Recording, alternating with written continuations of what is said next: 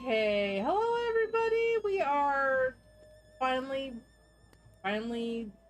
playing again as a lot of stuff happens. Um Personal crazy ass.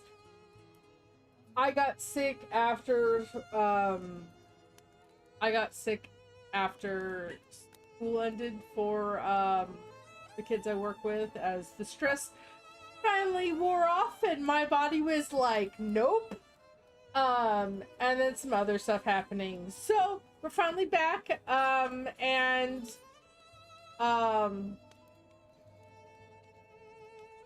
sure. Anyway, I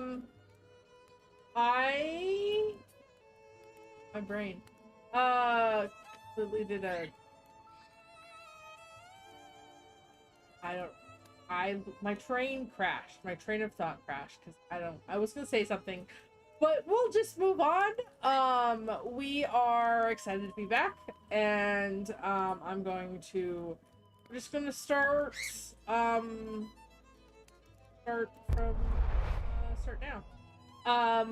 And so let me readjust map.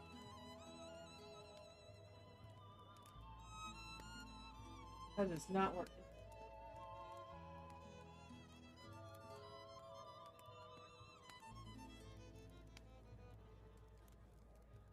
Where's this cart? There it is. There's the cart. I found the cart.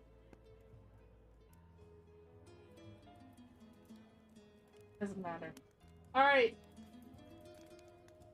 You guys are northwest of the Tesher Pool. And the Vistana camp, where you guys had a conversation. You guys, in urgency to talk to Baba Eva after Gorik,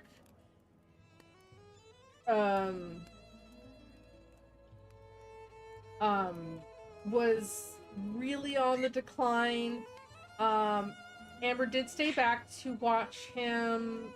The party did say they'd meet up with Sash, but in urgency of getting to Baba Eva, forgot about her, and they stopped and talked to Baba Eva, where some information was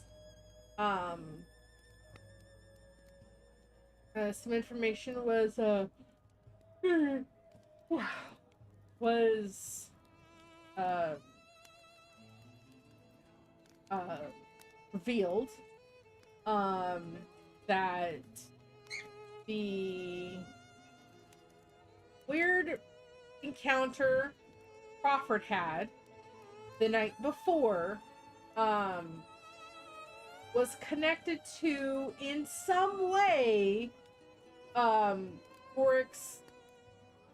I feel that that's wrong, but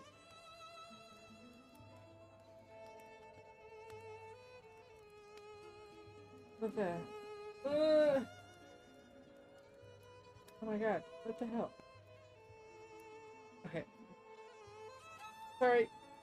My notes. The one thing I didn't do was open my notes.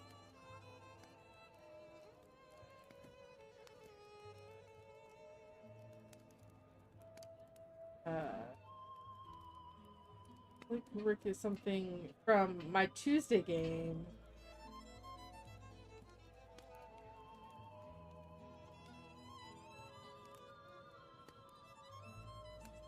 Oh wait.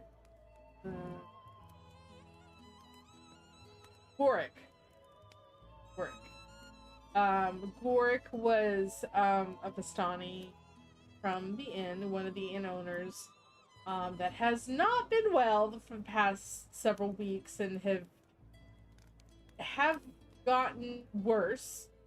And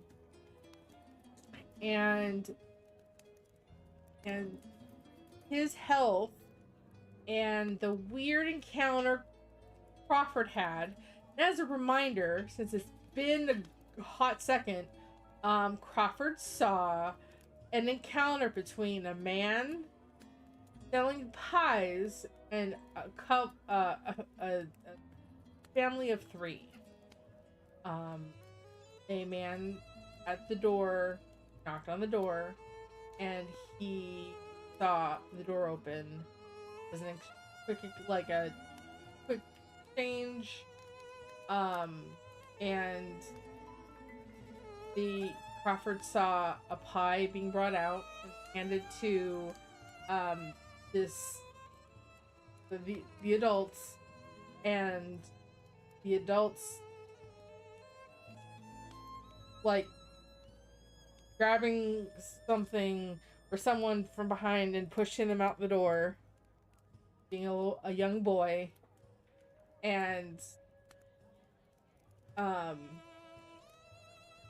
the old man taking the person that gave the pie to the two adults. They're kind of in the process of like stepping back in from their door. The old man grabbing the child, changing him into a toad, and like putting him in a pouch, like a pouch.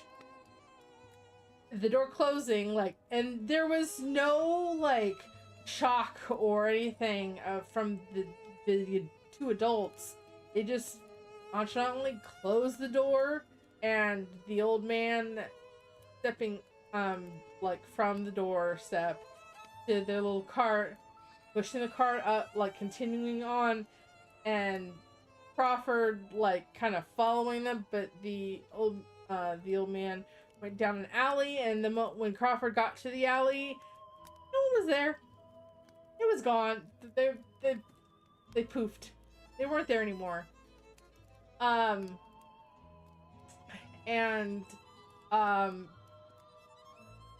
that encounter was connected to Warwick, and so they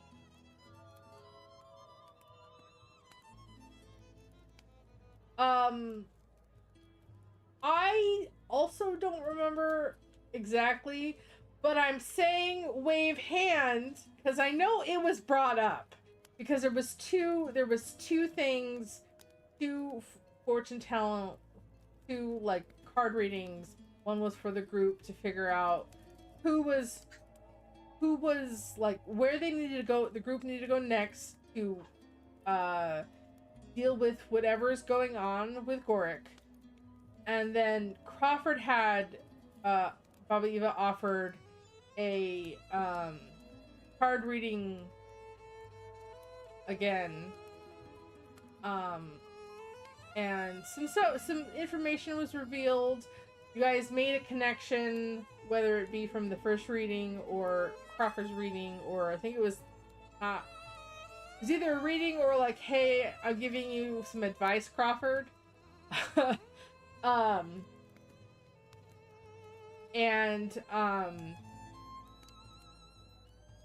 What information was gleaned off of everything was that there's a connection between Boric and the pie seller, and that you guys needed to go to a you had to go to a windmill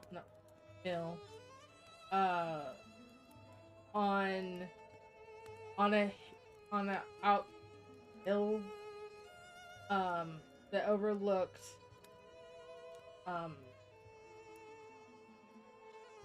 I think it was established, you guys figured out by talking to her and other information, that it was a mill on top of a hill that overlooked Luna River, the north side of Luna River.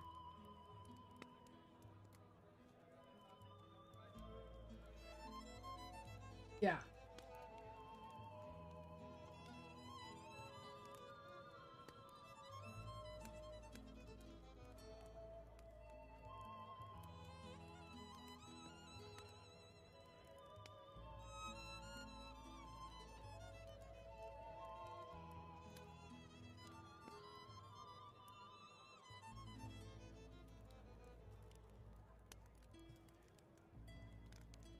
It's the um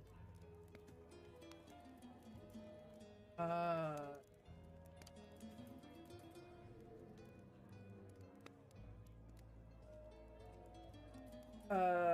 old bone grinder.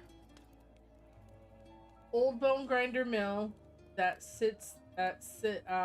Crawford would have said it's an old mill sits on top of the hill that overlooks the the Luna River. The north end of Luna River. Um which would feed into Lake Zarovich. Lake Zarovich. Luna River feeds into or out in whatever. And that reason why you're going off the road, even though it's slightly more dangerous, especially the woods, is it's the fastest way to get to there from basically the camp. To follow the road, and before you hit the gate, just go straight through the forest, and then just go straight, just go west. So from where you guys are, you're just kind of going west, just slightly north. Actually, yeah, just straight west from where you guys are, and you'll hit Luna River, and you'll see the bone mill on top of the hill. You also learned through the side that the specific word was coven, and I think that's how you guys realized that these could possibly be a coven of hags.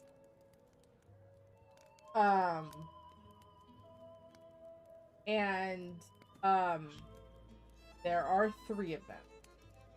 Whether they're hags or not, there's 3 of them. We did find out some information about Baba Eva. She let known that she has been here longer than Strahd has. She is older than Strahd. You guys don't know how old, but she is older than Strahd himself. Both from birth to where they are now, and they're undead as time is undead. Like that. From that, they're older than Strahd. And she doesn't say it, but being in the presence of her, you know she is very powerful.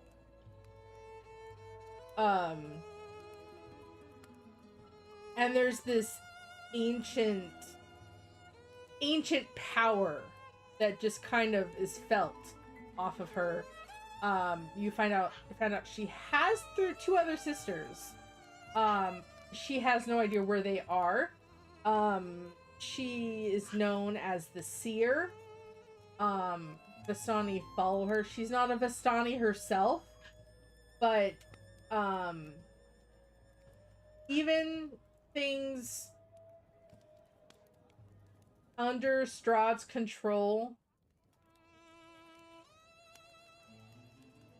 and as like and I'm kind of saying this as I'm not sure if I said this before, but re-emphasizing that, like, as she's kind of giving information about herself, she's not giving a lot, but she is giving some.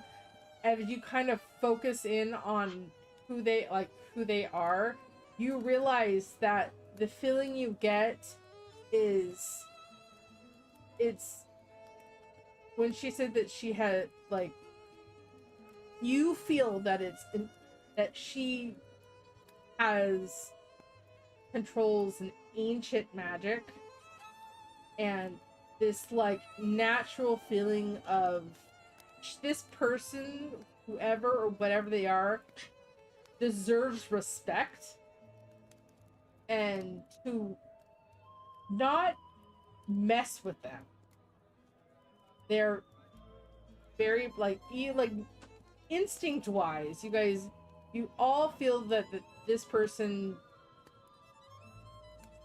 needs to be respected, even outside of the Vasani and how much they show respect for her. It's just this like instinct of this person deserves respect. And their power is very old and ancient, and you don't want to mess with them. And you just know instinctually that if you cross this person, bad things will happen. You don't know what, but bad things will happen. That's just kind of like the feeling you get off of like this they deserve respect, and they're not someone you mess with, and Strahd leaves them alone. Like whatever's they could be here by choice. They may choose to stay here by choice, but if they're not, something stronger than Strahd is keeping them here. So whatever's going on, they could be here by choice, but they could be here, but it takes something more powerful than Strahd to keep them here. But no one really asks, because they're just not. They're not going to push the subject. Well, it's less of like pissing them off and more of like, it probably shouldn't be something I ask. It's not, because it may not be respectful to ask. It's just that this whole idea of we have to respect this person because they deserve it. So, we have a conversation with Baba Eva, both with the help of the Vistani, Baba Eva, and Amber. They take care of work. The rest of you travel on, going to the old bone mill. You guys set up camp by like a building, summoning a giant tree with a nest on top. That's a silver nest on top. And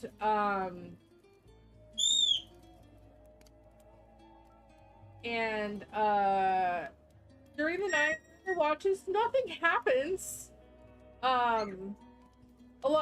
There's sounds.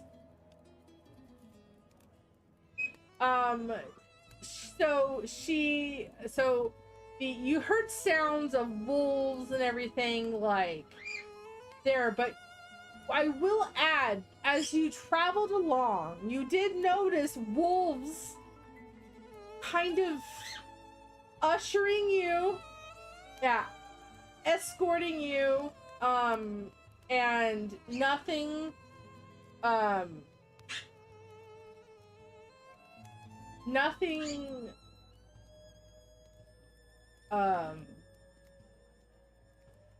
stops you. And you do realize that you have a part of a pack in front of you and a part of a pack behind you. and you can hear wolves underneath you at night. But nothing tries to climb up, nothing tries to fly over, nothing bothers you at night. And you get the feeling that Strahd knows what's going on and is like, I'm doing this much, and if I need to step in more, there's going to be consequences. So, but like, it's just this, like, these wolves belong to Strahd. You quickly realize that before anything, and realize that their behavior is more of they're keeping things away from you as you travel on than trying to get in your way.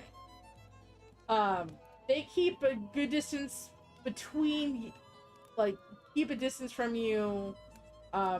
They were non-threatening. They're just there. Someone in the group, it was either Crawford or John, maybe Hecka. I can't quite remember who did it because it's been a while, but maybe Mill. Someone in the group figured out that these wolves weren't here to get in your way. They're escorting you. Their behavior is more of protection adjacent, and giving you some assistance.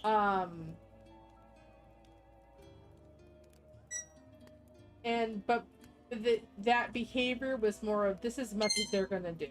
They're not going to, if things do jump, decide to not avoid this group, that they're not going to step in and help. They're just making it easier for you to get to where you're going.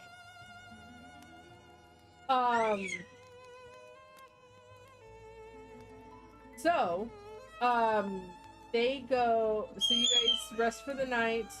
By last watch, as everybody starts to wake up,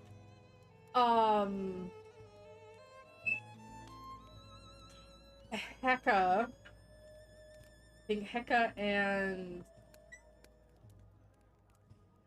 Crawford, I think, are the last to do the perception.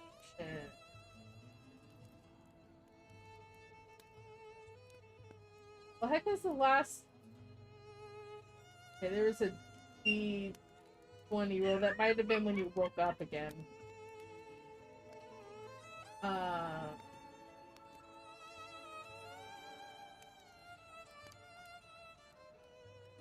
I think Crawford was the last one to do, and I think it was Hecka woke up.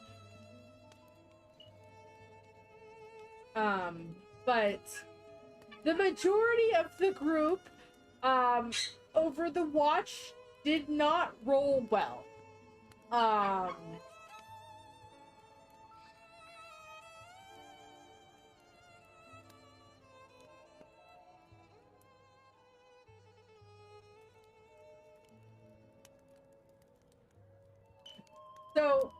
So Crawford was last watch, I think. And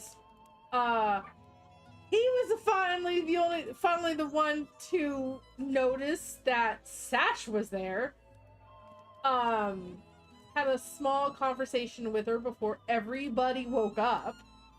And she said to Crawford that if she had been anyone else, the group probably would have been attacked. Even with the wolves below, not everything in the sky is under the control of Strahd.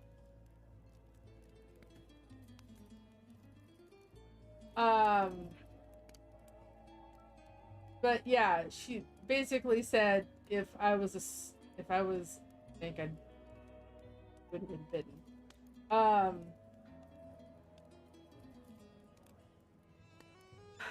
Anyway, the group basically, like, WTF the moment they got up, as Sash was just sitting there hanging out with Crawford, and the group realized that they had left Sash behind. As Sash is not stupid, she figured that whatever came up was kind of distracted the group, and she followed the wolves. I mean, it was basically you followed the wolves.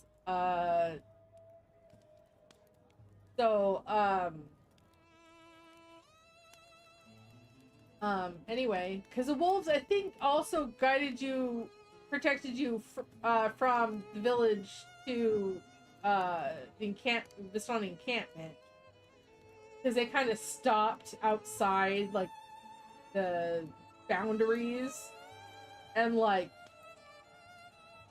you went past them.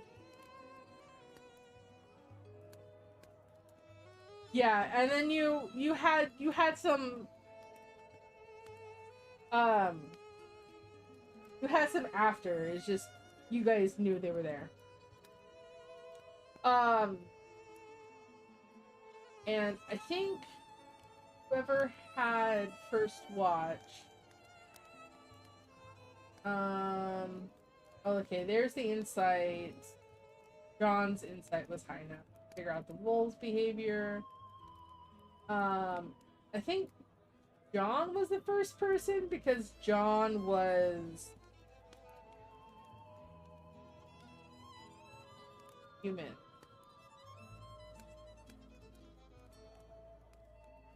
Anyway, but regardless, everybody didn't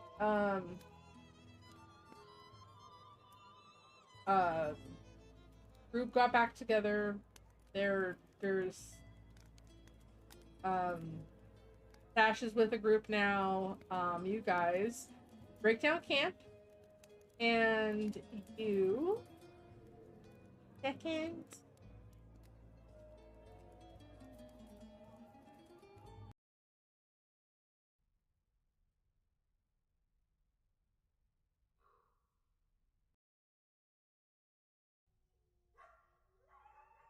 All right.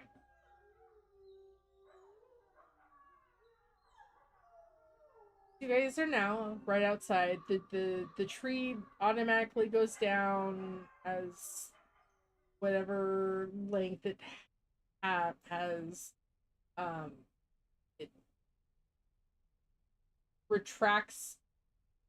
It doesn't just disappear. It retracts back down into the little pendant that Heka has.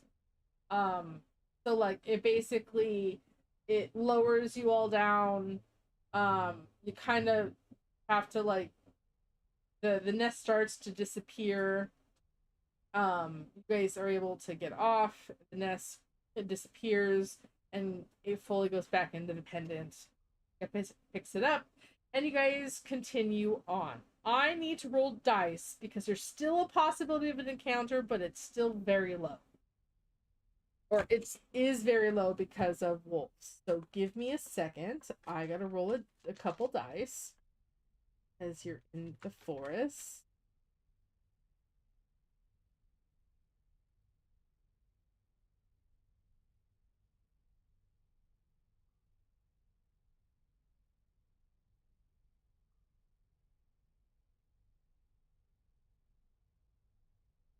But Vecna's a god.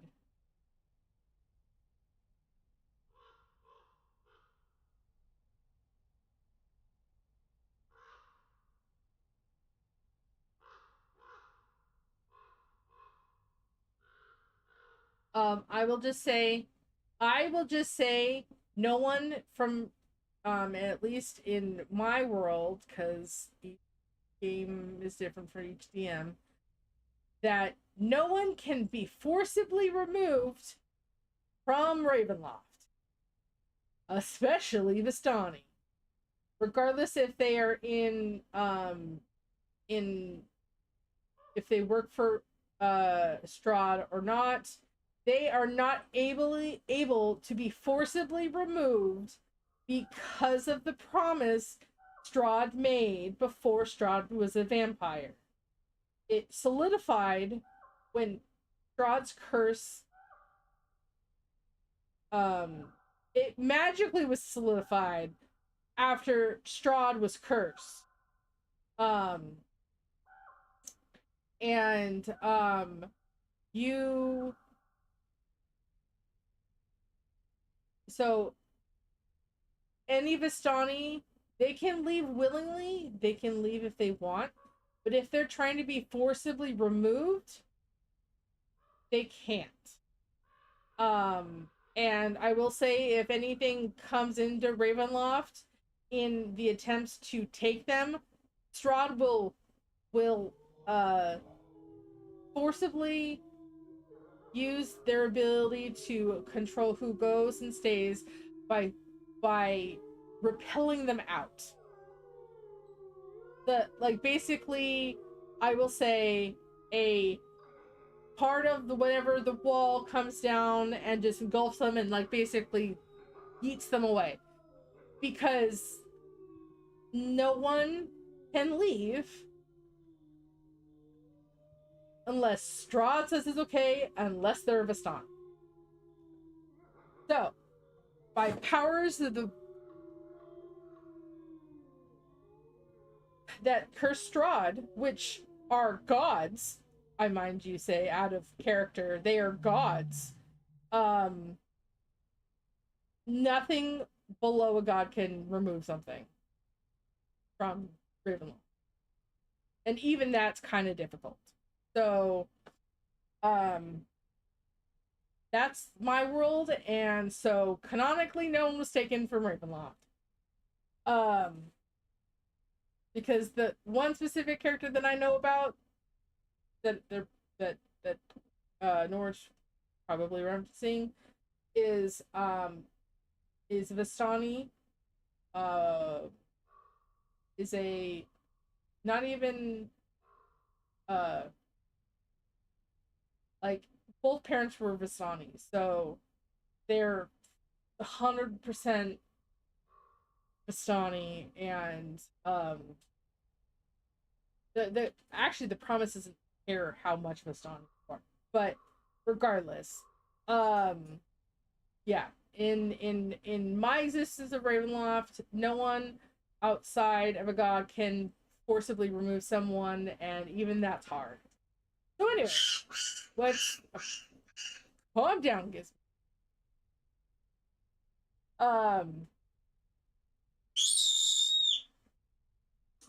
Okay, well, Gizmo can choose, but Gizmo can't talk, so whatever. Anyway, moving on.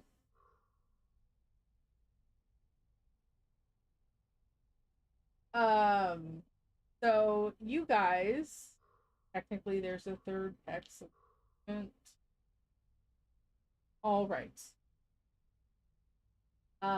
Nothing approaches you. Anyway, um, it is eerily quiet except for the sound of the familiar sound of moving wolves. As they keep, you don't see them ever, but you know they're there. You can hear them rushing through the forest as you guys travel, howling ever so often, and they you are open to this field, so you are right. Yeah.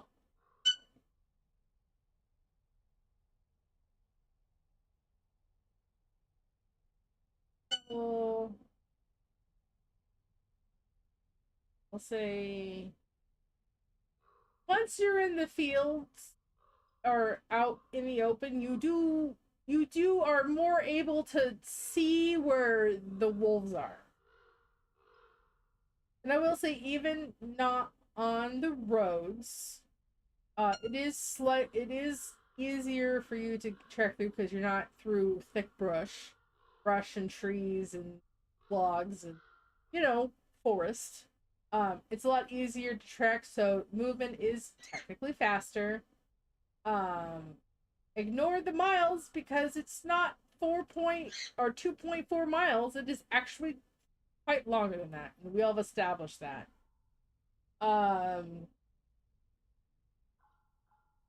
The trying to remember average.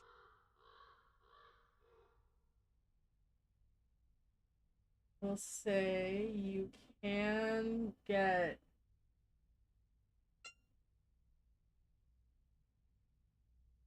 we'll say this is a full day's travel. That's about the same length. As moving through the forest does take longer, so taking that into effect, that's about a full day's travel. Um, so I I will say, give me a second. There still is a chance. Okay, you do halfway through here. About here. You do have an encounter. Give me a second. Because I have to roll dice. This is halfway through the day. The majority of the day was getting through the forest, going through the plains, the hills, and this specific area right here where like that surrounds this you guys right, which is right here. It's a lot quicker travel there. But this is halfway through your day. You've been out of the forest for a good amount of time. He finds my encounter table.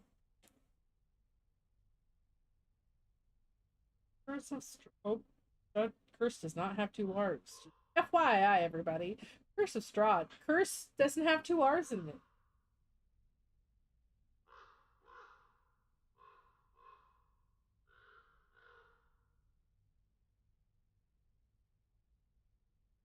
I put an R before and after the U. Some weird reason. Random encounter. There we go. I need a D12 and a D8.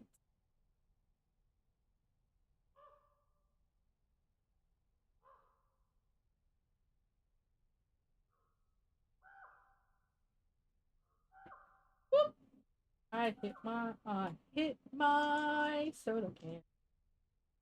Oh god. Can. Soda can. I have no idea either.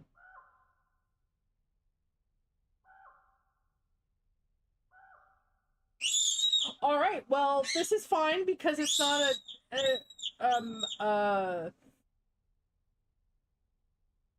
nope.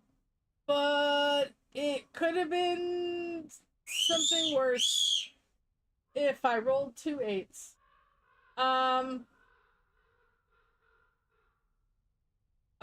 I did not roll 2 8s, so the total is not 16. Um, but you see, you stop. You stop, and about 100 feet or so in front of you is what looks to be people laying on the ground. People laying on the ground.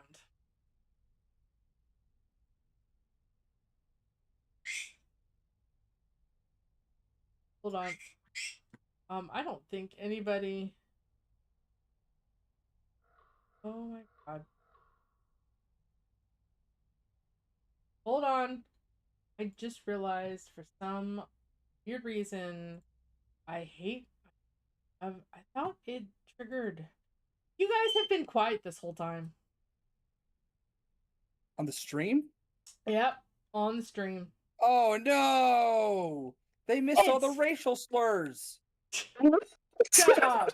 You guys are so bad because I would never allow that. You know that.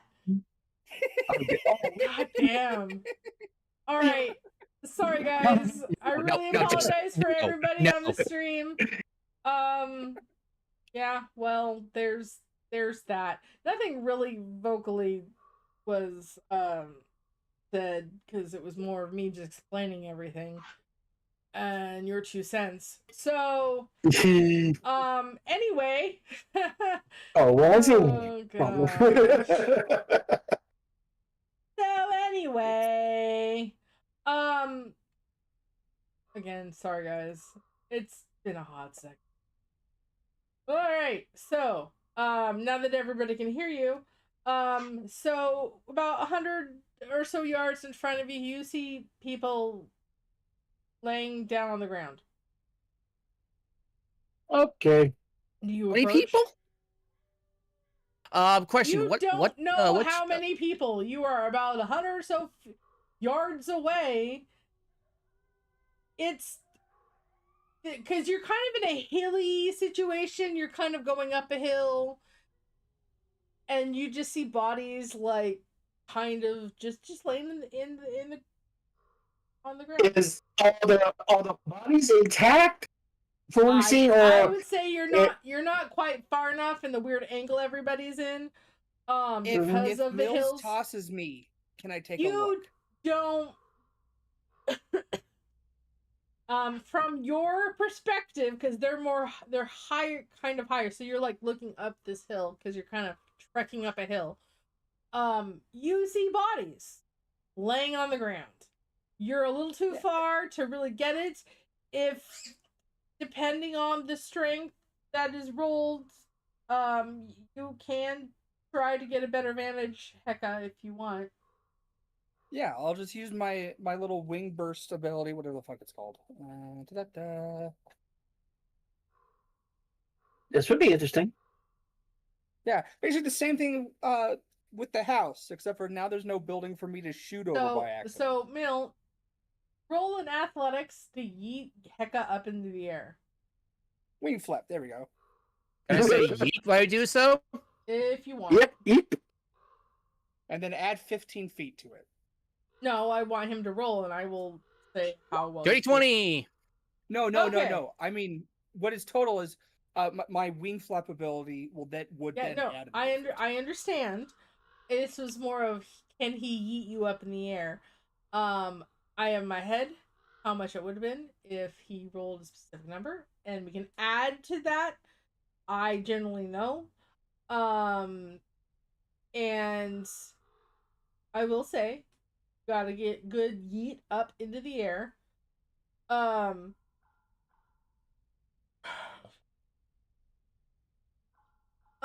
Okay. So I will say that John, I need you to roll me a perception check.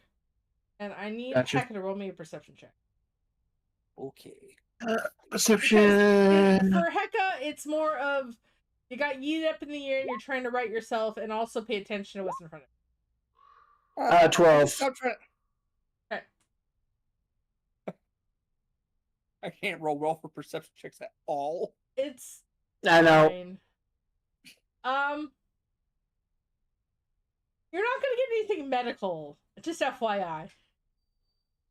Can I at least count the number of bodies? You can have the number of bodies. There is. The bodies hit the floor. Let the bodies hit the. They're already on the floor. There are 8 bodies. Some you couldn't actually see because of the grass. Because it's kind of like not like waist high where you can't see Hecka, but it's high enough to hide someone laying down. Yeah. Completely prone on the ground. I'm just picturing, Hecka's walking through the grass. 8 of them. And there's plain Dr. Hat, Kane, or Staff, just walking through the grass. Question: are they face up or face down on the ground? I'm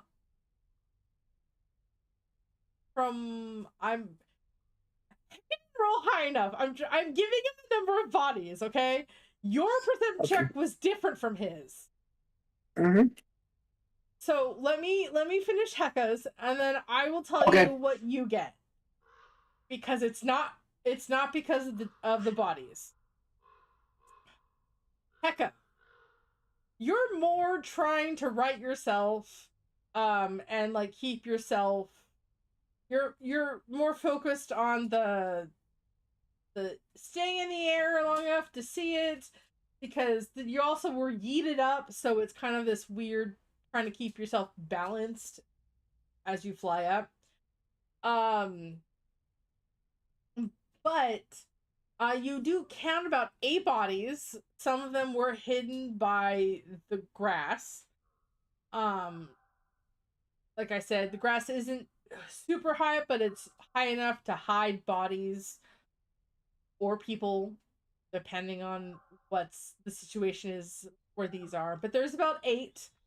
Um, from the ground for everybody can see about 3 or 4. And so you're coming down. You're not gonna fall, or you're not gonna do damage. Like Mill catch you. It's not hard. Yeah. Plus, I Um, glide. So. You're going back Not down. gliding any closer. And, I'm just gonna. you are kind of blown backwards because you're gliding and you're relying on the air current.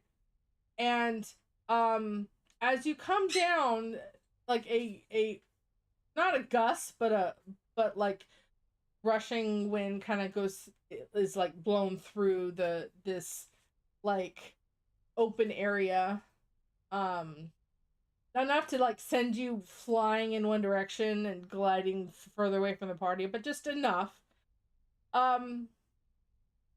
John, your perception isn't the bodies the people in front of you.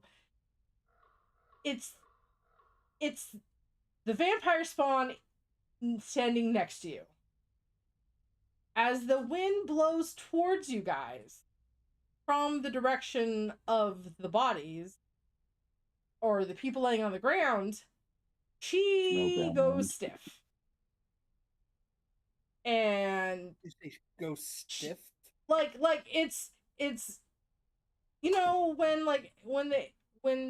the wind blows and like there's something hiding and the predator is downwind and smells something, and it's more of like stiff attention, like she smells something. It is akin to what happens to her.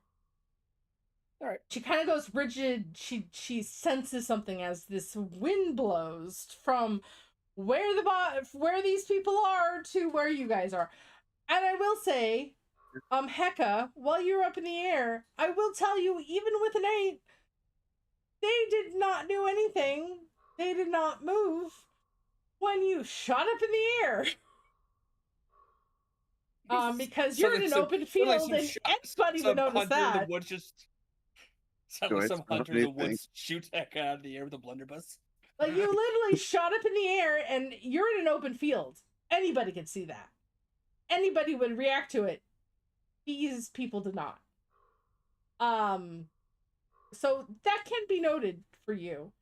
No one else really notices that because they weren't shot up in the air. But you can notice that, especially when you're going down. You're like, they didn't notice me. That's weird. But John, you notice Sash kind of go a bit rigid, and this, you see it in her face right away because you know what she is. And it's like fighting the resistance of doing something. Uh-oh. Which gives you something with the people in front of you. What would a vampire spawn react to the most and try to restrain from doing it? People made out of garlic. Sure. Dude. But Cheating. Sash, it's kind of the kind of like cleared swallow kind of look away type, like I don't see it. I don't. It's not there. Kind of like I'm trying my best to not do anything. But only you notice this, John, because she's. I'm assuming, like everybody, you're not like in a single file, but like she's kind of in the back, where you are, where Hecka's like in the middle, and Mills in front, where Yeah, Crawford kind of up front is. is Yeah, like Bill Crawford in front, Hecka kind of in the middle, you and Stash in the back, kind of situation. Because she doesn't want people to notice her first, so that's why she's in the back. She doesn't want people. She has like hood over her face, like she has a cloak up with a hood, and it's up and over. She doesn't want people noticing her. She's just a traveling companion with you guys, as much as what she wants anybody to know about. Because a lot of people won't have good reactions to her. So you see this with her. And so that's what everybody, so you can all talk to each other about what's in front of you and what just happened with Sash. If you want, John. You don't have to tell anybody. Okay, I'll like. It kind of gives you what's I'll- going up on the hill. I'll go. Okay, even alive. Hecka comes down and goes, I couldn't tell. There are at least 8 bodies. I don't know anything more than that. The grass is long enough. There could be some more. I couldn't really tell anything about them. Okay, I'll turn to Sass. Sass, you okay? She kind of covers her nose. Uh-oh. That's no good. Sounds good. Can you tell any of them are alive? Still alive? I can't tell, but at least one person's dead up there. Shit. That's no good. Lots of blood. So Yeah, she's covering her mouth specifically, and it's more of like pulling her her cloak kind of to cover her face.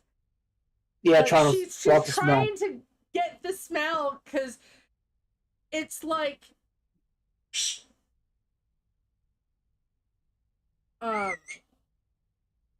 and she kind of did that kind of quickly, like she's trying to make it so she doesn't like rush up and like if these are fresh bodies, drink up, or like she doesn't want to know if they're fresh or not, because that will make it harder for her to resist the urge to go drink human blood.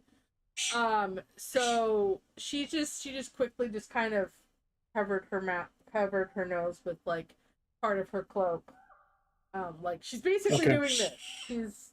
She's making it hard for herself to smell what's up there. And you can definitely tell it doesn't really help her, but you know, she's making an effort. I'll say stay right here. And I'm going to jump off the wagon. I'm going to signal Mel to follow me.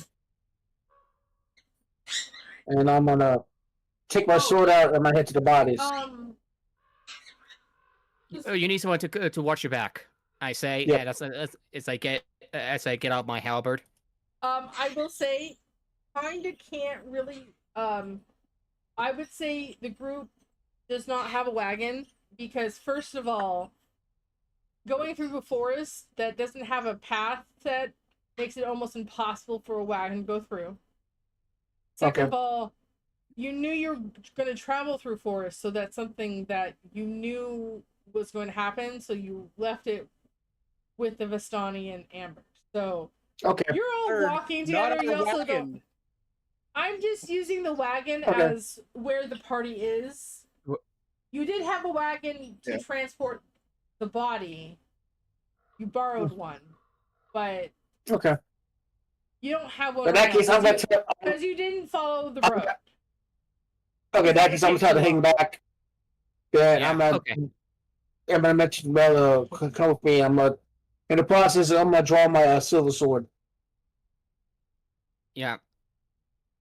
I'm not 100% sure Eddie could carry everything that he carries and one of you. Definitely couldn't carry Mills. Or Mill. Anyway, so I think the donkey was also left behind. Yep. Like That that looked whole like- setup was left behind. You can bring know if everything I that you left it. want if you hadn't realized that. But it would say that would have been brought up. You guys are going through a forest. Taking a wagon probably wouldn't help. But anyway, John, you bring out the silver sword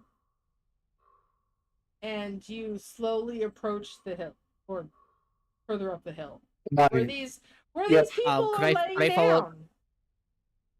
Could I follow John with my halberd out in case we get jumped?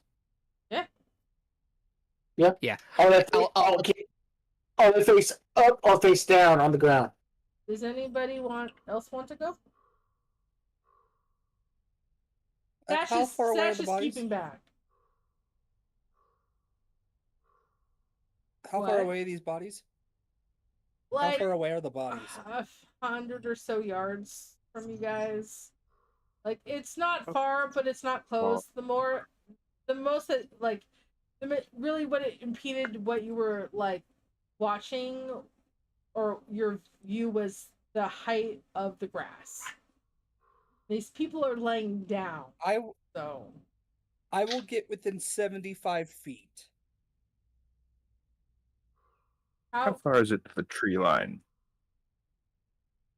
from the bodies? You're the hex is Body to the tree line.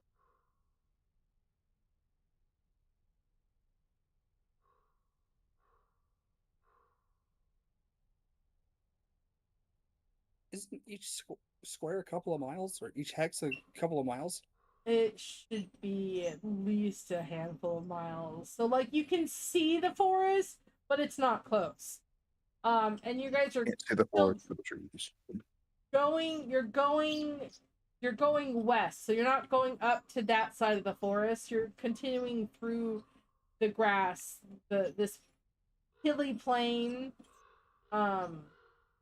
open plains, for quite some time. Hold on. You are going this direction. If they so You're dead, going this way. where's the where's the predator that killed them? You Would be my more immediate concern. Well, okay. The thing is you haven't seen anything or heard anything but the wolves this whole time. You have not Yeah. seen the state of the bodies, Crawford. The people getting close is John and Mill. Sash is staying behind. So, yeah. Crawford, do you want to check?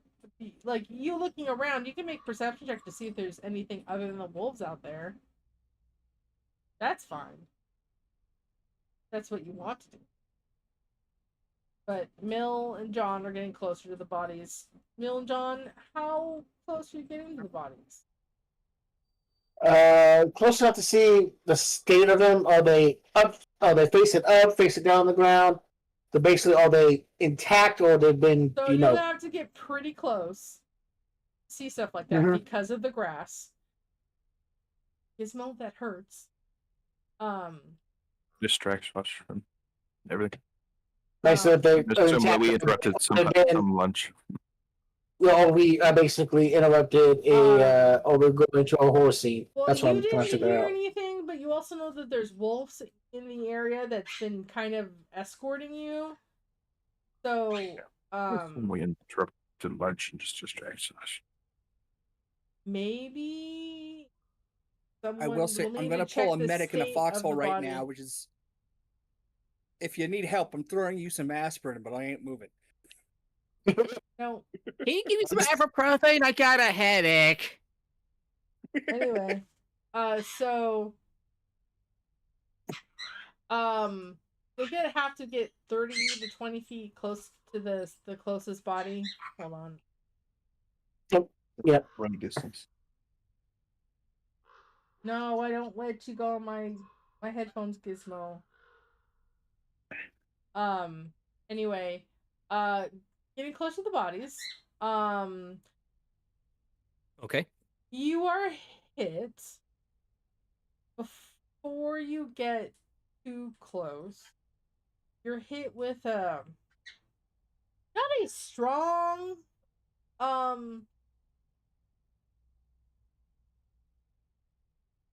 not a strong smell, but a it's turning to that smell of death. Ah, It gotcha. doesn't it's not Yeah, Bodies are rank and ripening. it's not pungent and hard but it's it's starting to give off a slightly smell of death. Gotcha. They're ripening. Yeah, they're ripening. They're turning a little bit. Do not like the smell. These people, at least the ones you can see, are dead.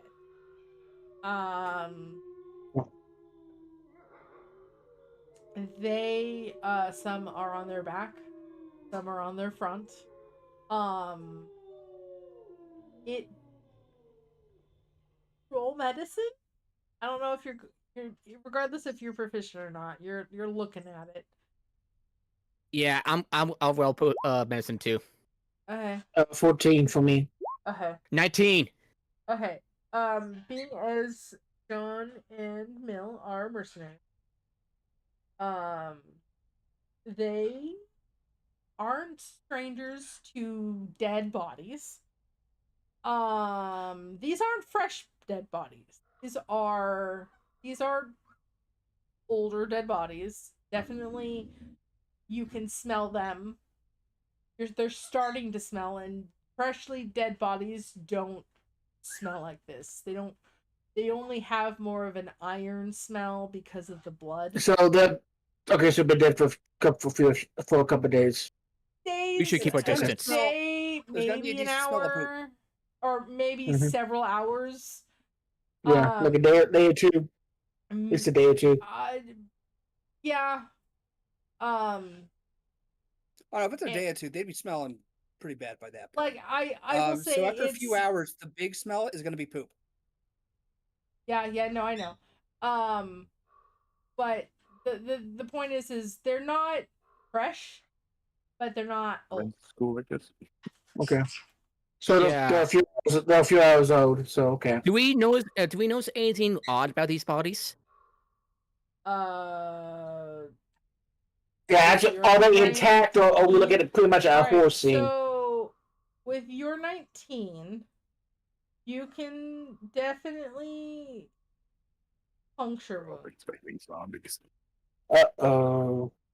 Puncture wounds. Where are these puncture wounds? Roll a nature check? No. Yes. That would be for figuring out what made them. Would it be survival or would it be nature? If you want to figure out what made the puncture, probably nature. Yeah, do nature.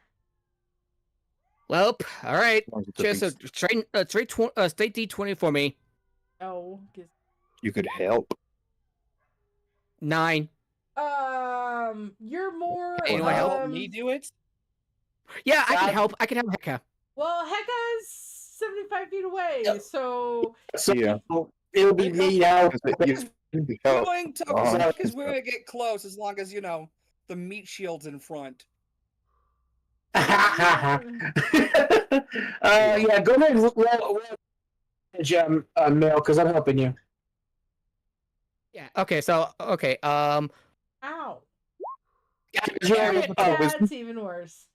Okay, Don't you so have That's even worse. before you call over Hecka, give me a second. So Mill, you have no idea what made these, if they were made by creatures. But what you do They were know, made by mole rats. what you do know is that you do know weapon damage. Because you're a mercenary. So, You have been in fights. yeah, we're working on- you've used, as I'll say, a fighter, you have used several different types of weapons over the course of many years. You landed on the halberd as your primary weapon because you liked it the most. But you have used several different types of weapons over your course of your um career. career so far. These are akin to dagger wounds. These are punctures, but on a smaller scale.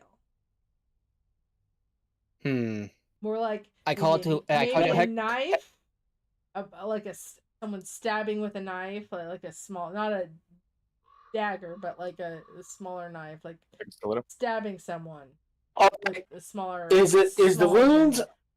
Are the wounds like in the back, in the front, or in like position in like certain areas like the neck or the heart, that type of deal? There are No. some so you can figure out who what these people did before they died. These are hunters. Mm-hmm. These are people that came out as a group to hunt things.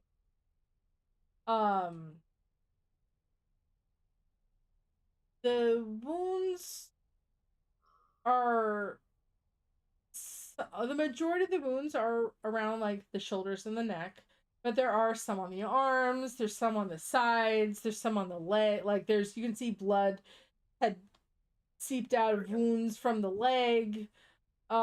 So we're seeing amateur hour on the wounds. Sure, these definitely aren't weapons, as in man-made weapons. No. And there isn't like proficiency. These are also like there's several puncture wounds in the different areas. Right. So around the neck, it's several of them, and they're not small, but they're not huge like a dagger. But they are akin to dagger-like things. Like teeth. I'm going to relate this to like a tooth. I'm going to relate this to Heka and ask them to come over. Hecka, Bill tells you to come over.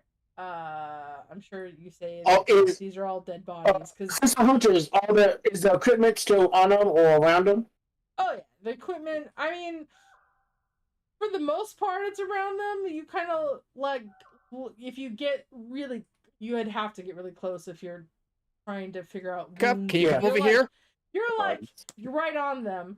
You do see some weapons kind of fallen a little bit away from the bodies as someone falls backwards and they lose the grip of their whatever they had in their hands. It's like about 5 feet away from them, like to take a look and at the they're weapon. like on the ground, things are flung. Some things are flung away, as if you see the bodies and if someone was on the ground, and that they have puncture wounds more on their back and side, like this backside. I have an idea. Could I take a like look at the flung weapons? on the ground, and their weapons are about 5 feet away from them. It's because the what you can see is the force of them being like flung forward or flung back. That momentum made them lose their weapon, and like they're on their stomach or they're Okay. on their back. Like We're it's Yeah, I'm there thinking. the smaller weapons. So, Hold on. The smaller weapons are like daggers and stuff, or traps and like stuff that they would carry with them are still on them. But their bigger weapons, like to defend themselves, they're all like kind of flung in different directions, like depending on where the bodies are. They're like there's a weapon 5 feet to the left or 5 feet to the right, depending on if they're left or right-handed. Like these people were being thrown forward and thrown backwards, depending on the direction of the force that was laid upon them. So, there is. Weapons drawn. I got an idea. Weapons Could I were take a look at the drawn. weapons? No. That Weapons was a belong to 19 the in dead medicine. Gotcha. I was wondering if they were used I like am going something. to give Mill. I'm giving Heka a turn now. Yeah. So Heka, you can join Mill and John and to look at these bodies. What would you like to do? Heck is gonna look. They're gonna be apprehensive about it a bit because, Heka is slowly becoming more and more paranoid over the course of this campaign. What? No.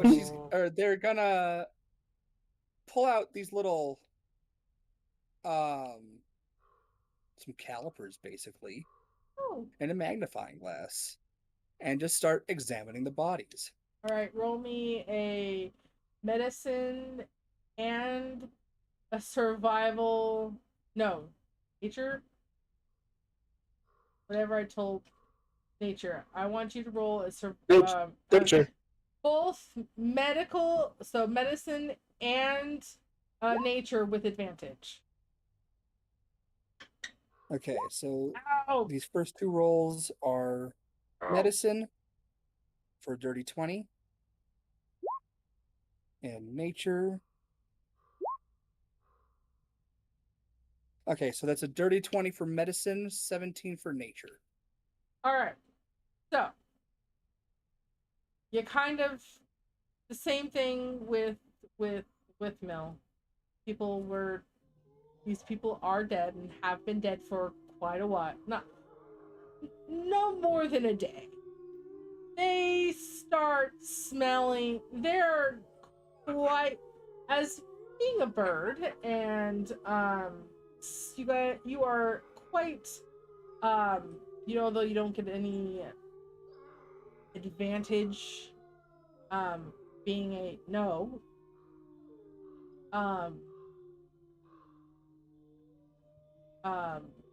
which I honestly think any bird race should have proficiency in anything that would have you should have advantage with anything that regards smell, because birds are very I don't know where birds are very because their respiratory system is being very advanced. Their sense of smell is it's a bit different from dogs and cats, but they're affected by smells a lot more than most animals. So, I mean, the smell of blood probably stronger for birds, and the smell of, chemicals and all that kind of stuff. Also, Pismo, calm down. I don't know why you're freaking out. Just calm down, Well, please. parrots and Well, similar birds all have- birds have. It's not just parrots. All birds have because of where their respiratory system, when how it their goes into their respiratory bones. system is very well developed because they fly at a higher altitude than us. I mean, they fly. They are in a higher altitude than we are. So they need to be able to get more oxygen from the air than we do. So um, theirs need to be a lot more developed. So which causes chemicals and smells to be stronger for them. So that's why bird owners should not have like smelly lotion, like because the chemicals can affect them, like air fresheners. Yeah, no, I was going to say that parrots and cockatiels and those, they got average smell for birds, which is it's all birds. Decent. Like they. Oh yeah, like vultures have, and other. I mean, some birds have more of it developed than others, but all birds have a very high developed respiratory system. Can you stop biting me? Oh, stop laughing. You talk about birds, Mom. You talk about burbs. I'm a burb. Anyway, oh, is that right? Okay, cool. Anyway, Mom's been 5 minutes since my last cameo. Gizmo's chatting over here now. Anyway, so they are that's one of the reasons why I gave you advantage on the nature. Besides the whole other tool. But different factors went into it. And then depending on what the situation for me as a DM, I can give you advantage if I want to. Or disadvantage depending on the situation. But anyway, you definitely, the smell of death is definitely stronger with you. As now, if it's too strong, I can just put the mask on. It's there for but a it's reason. not like overwhelming. It's still, even for you, they're just starting to turn. They've been dead for quite a while. Ismo, stop it. Yeah. So they are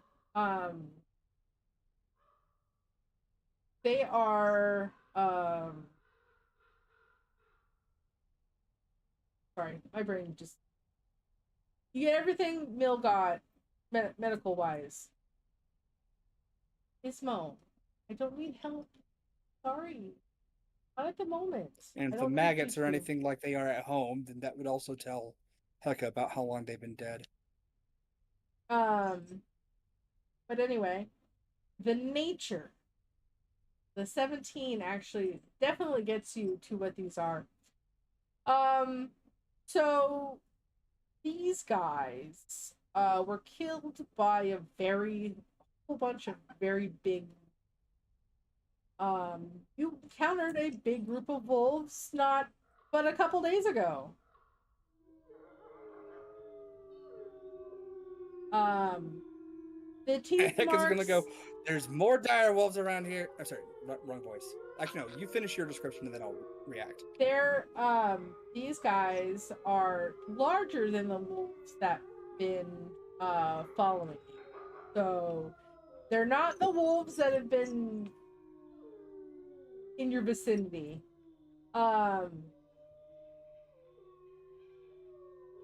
and how sure is Hecka of that? Because if Hecka is unsure about the size of these wolves, well, Hecka, mouths, even where they will from, entertain the idea of sending Mills to go measure or Mill to go measure. So I will just say, as someone that treated wounds on a companion of yours, the marks, you definitely realize that these are bite marks. Yeah. That they are larger than an average wolf's teeth, as there are wolves where you come from, regular ones. Yeah, The but these are they definitely basically match what these are Amber's were. definitely bigger than those size.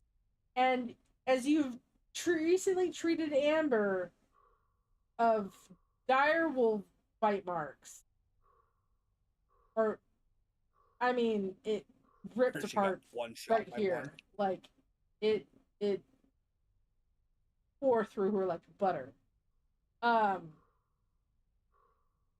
you immediately recognize that these bite marks and the damage dealt to these 8 bodies were a pack of dire wolves. As you, like I said, you just recently had come across a pack of them of I think 6 rolled max. Yes, it was 6. Six a pack of 6 dire wolves. These are normal hunters. So the pack of dire They stood wolves less of a chance than we did.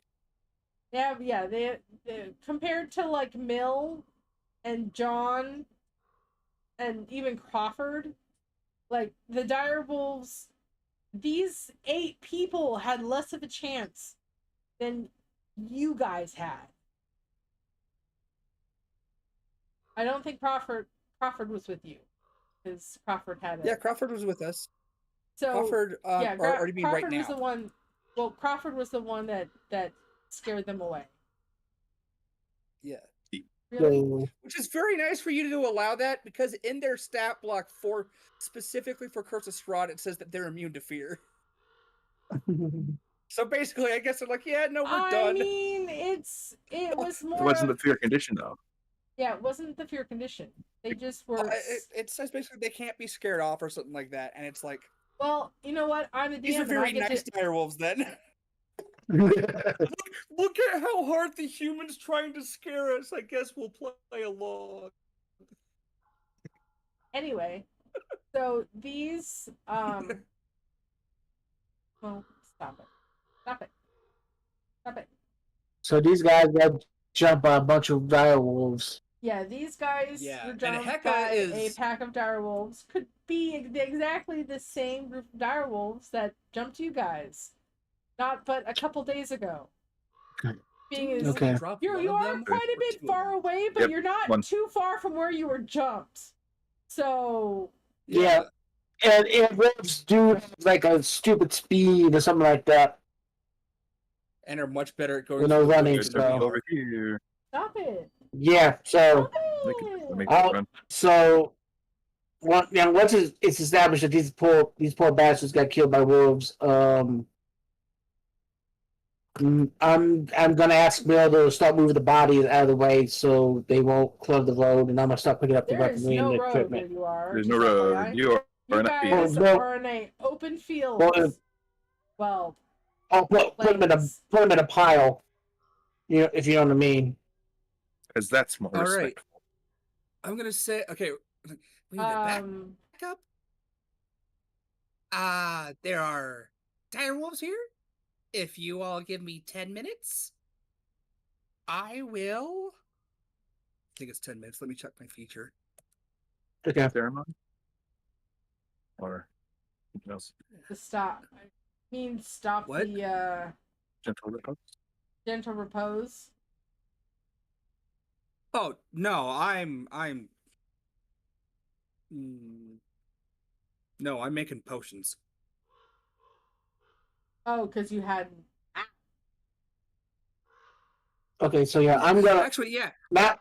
Could I have done that this morning before we left? Actually, Yeah, you can do that. I kind because of that's forgot something I about would have done that. in the morning anyway. I kind of forgot about Yeah. that. So yeah, you can wave your hand, and you could have done it while everything was being ready to leave. All right. So yeah. So I've got no first level spell slots left. Then. Oof.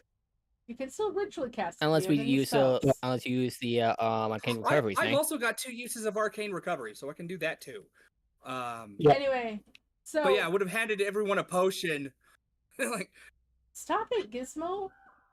I don't need you to turn the page. Sorry, you can do it when I need you to do it, but I don't need to do it. Oh, Yeah, Crawford has shown some skill with animals before, right? What? Has Crawford shown skill with animals before? I mean, Other he than, spooked- scaring off those dire rules before?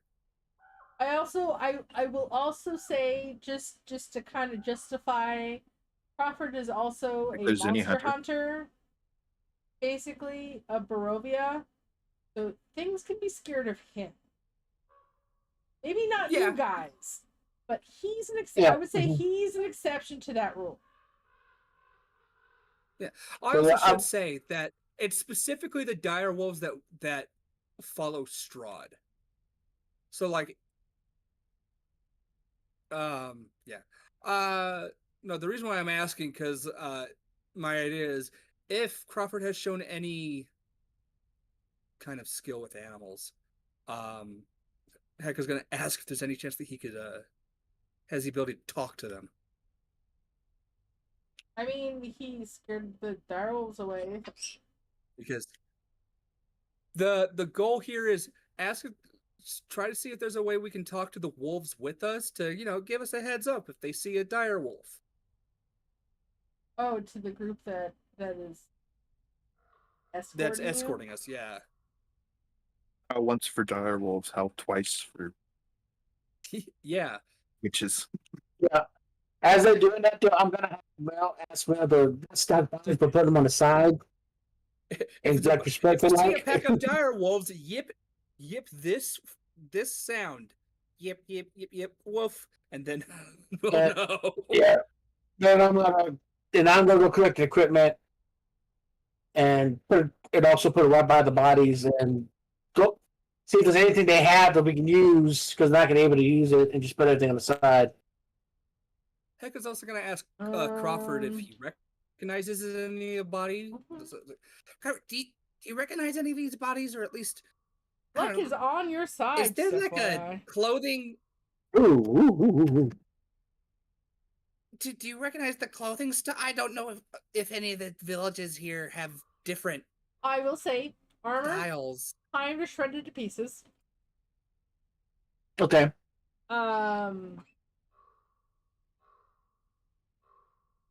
Gizmo, you, my friend. Hecker doesn't know if, the village of Bobbykins, everyone there wears a red Gizmo, stash you on their need right to arm. become less spicy. That kind of thing.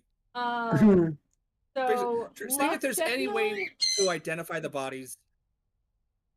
There's no with like Crawford being a local. identification papers or ID or anything, so you have no idea who these people are. Just that they're hunters. The parties don't go that Why do they have far. passports? You don't spend time outside any of the major settlements if you can help it. I mean, they're pretty far. More likely, it's that Closest just place that these guys, that these people are from, are probably Vallaki. yeah. But like everybody kind of dresses the same. Like someone from Village of Barovia's dresses the same way that someone from Vallaki does. Though Vallaki is more of a Okay. It's Is Vallaki? they're more of a hunting, a city where hunters are usually, they're known for hunting werewolves and large. Is this where Vallaki wolves. is? North. I just realized my color. Other side of the trees. They're just south okay. of of Lake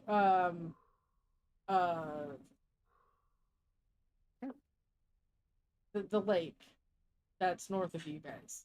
Okay. Yeah. They're at that just T-junction. south. Yeah, the T junction. Like, Okay, so this you is have where to- we're going. To Is this where the mill continue, is? to continue following that road, you have to get into Vallaki and out of Vallaki. Crawford, you know that city is has very high walls and is one of the most fortified cities. Is one of, I think, the 3 most fortified cities in Barovia. Actually, we all know that because That's why we're taking. what's her name? No, that's not the tab with my notes. That's Discord. Keswick is the Burgermeister second Arena? one. Yeah, Irina told us that it's one of the most fortified cities, with the best defenses, and that's why she wants us to take her brother So Velakis there. is one of them. Keswick is another. Village of Barovia used to be, so they're kind of like the bottom. Most villages aren't really fortified. But yeah, you've been to the village of Barovia. They did have walls. They still have walls. Yeah, kind of. We saw the aftermath of how good they are. You know, dead Burgermeister. Anyway, so Werewolves are good climbers. I don't tell you that. Werewolves are actually real good climbers. Yes. What I find in the packs now that nothing of note. I mean, you find rope, find tents, or like story tents. Like they have gear in the chaos of a pack of dire wolves fighting these guys.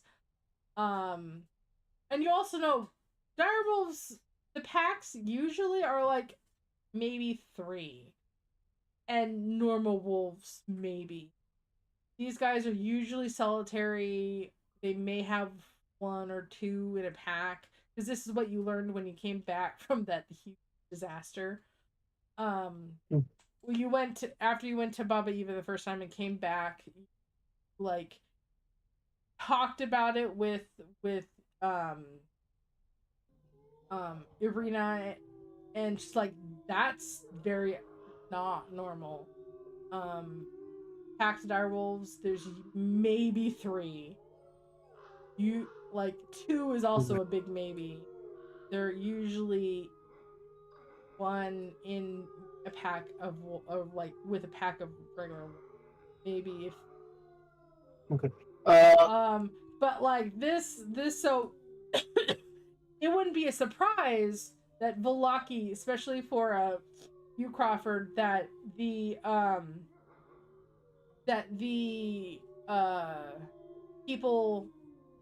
people of Velaki can handle dire wolves, because there's usually 1 or 2. Maybe not a 5-pack though. But not a 5 or 6 pack of dire wolves. Very little people can do that. Maybe a group of people from your village. But like this whatever's going on with this abnormal sized pack of dire wolves, that they are so Crawford going to town on people. Talked a lot. He hasn't talked about where he's from exactly, but I'm starting to get the vibe that basically he's from a city that's basically a Witcher school. Everyone there knows, at least, knows how to hunt. Maybe he doesn't have the means to do so, but they all know how. Like they know the technical details. Yeah. Okay. Crawford knows how to fight. He said, "You don't grow up where I grow up without learning." Other than like fallen arrows, what kind of melee weapon they had on them? But a lot of their stuff is torn to shreds. So, you do realize that the spears and polearms are gone. The wolves took the sticks. No, they're just destroyed. I will say a wolf's bite is very strong, and I wouldn't be surprised if a direwolf could snap something, not like metal, like a spear or something. There are snapped weapons with spears, not the swords because they just have the handles, but like there's definitely damage. The weapons are damaged. Even with the handle, the hilt still has a metal core. Yeah, but I'm still saying is that there is damage on the majority of the stuff that these people had, because it was a pack very close. Like, you would be surprised if it wasn't the same pack of 6 dire wolves that attacked you. Like just the massacre of it. And you do realize that the bodies that you kind of checked, the closest ones did have kind of the least physical damage, but like the ones that were like closer side to the forest, which you assume is the ones that got hit first, these guys have chunks missing. Like it's you because you're kind of now kind of gathering chunks of their the legs, bodies together. You're seeing that there's like a range from really damaged bodies to bitten really bad, but not torn apart. Yeah. So when I'm doing this, when I'm checking the equipment, I'm taking out any blanket that wasn't that damaged. And so once I got everything settled, I'm gonna take. The majority of their stuff is not worth taking. But out of the packs, like the first pack, you realize that there's something broke inside of it. Gizmo, if you don't want to go back to your cage, you'll need to stop. Gizmo's in a pack. What? That you quickly recognize this fluid's not blood. It is red, like the liquid in this one pack. Pack. It was seeping blood. Seeping red. At first, you're like, blood, but then you realize, well, by now the blood would have coagulated. It wouldn't be syrupy like this. It wouldn't be this consistency at this point. Is it the special drink that either the soulless drink? I can't remember if it's the soulless that drink it or the non-soulless that drink it. Everybody drinks. It's just a healing potion. Everybody needs to drink it. People outside. Everybody drinks it. Everybody drinks it, except the people that come outside of Barovia. They're never given it. Oh. It's just the people. For some reason, I thought it was one. I may have said that to begin with, but then I know I recorrected myself. Everybody has them. Okay. Soulless or not. Is it that liquid? No. Okay, so it's not. What is a healing potion? You let me finish. People keep interrupting me. So you quickly realize that this is not blood. Guys. But it does still have like it's red. And then you realize, wait a second. And you open it up and there is a broken vial in this bag. There's another vial in this bag. And you bring it out and you quickly realize what this is because they're actually quite common from where you're from. This is a healing potion. This person had 2 healing potions. Ooh, nice! Finally! You go and some of the bags don't have them, but there is a total of 8 healing potions. Normal healing potions. I rolled maximum on the die. Okay. So some of them had 2, some of them had 3, but they were broken, and so you have a total of 8. Not maybe did. When you're on my foot.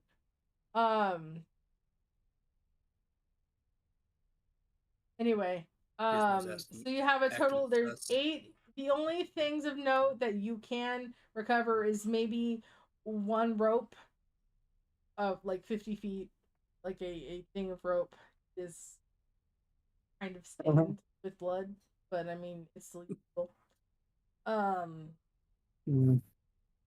And like I also say that some of the bags tie some knots in the rope were destroyed because they were wearing them when they were attacked. But like I said, you have a total of 8 potions, and like if you want to bring the bloodstain rope, you can use that. That's one of the ropes is not completely destroyed. Ooh, I'm really tempted to take the healing potion. I'm gonna call No, Heka we're just over gonna leave and them behind. I'm gonna call Heka over and the push. Sorry, sorry. What did you say, City Wolf? You kind of like cut off right there. I'm going over Heka and give her the potions since she's pretty much a medic. Who? Them. Heka's non-binary. Huh? Heka's non-binary. Heka is non-binary. They have never said he or she. Also, I said I healer. said she a couple times by accident. Because when I was The originally medic. designing Heka was going to be a female Luma, and then I designed their looks.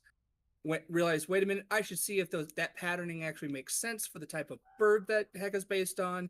And then apparently I gave Heka both male and female patterns and colors. So I'm like, screw it. I like the colors too much. Boom, well, intersex. cockatiels, the only female pattern is there's dots underneath their wing, like on the bottom side of their wing feathers. And the boys have, well, I think both. That's zebra finches. Cockatiels, I think most cockatiels have orange. They have different colored cheeks. Because Percy's a gray, but he has like gray cheeks. Like where it would be orange, his is gray. So Yeah, I was saying I'm gonna give the potions to Heka because they're pretty much a medic, so yeah. Heka can decide what to do with them. Then I'm going to take. Heka's gonna give 2 back and just hand Crawford 2 and Mill 2. Okay.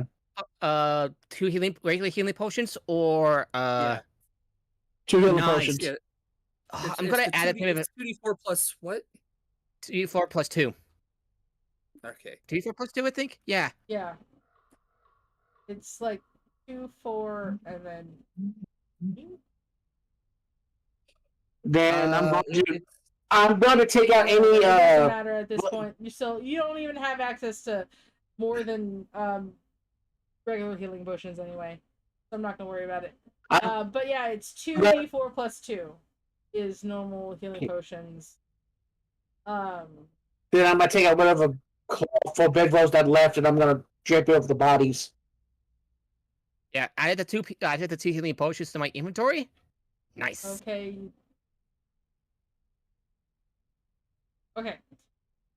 So.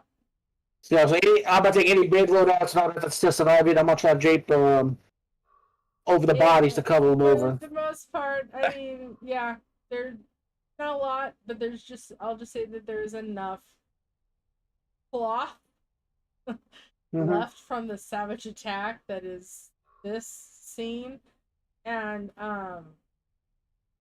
to cover the bodies. You guys continue on, and actually, once I do that, they're gonna see me back up a little and do this, bow a little bit, and like say a little prayer, and then we continue. I also mutter a bit of a prayer to Bahamut in hopes that may he guide the souls to a good afterlife. Because I'm a monk, so. Anyway, so you guys are at the you stop right outside the forest. You set up camp. We're gonna go on break right now because I really have to.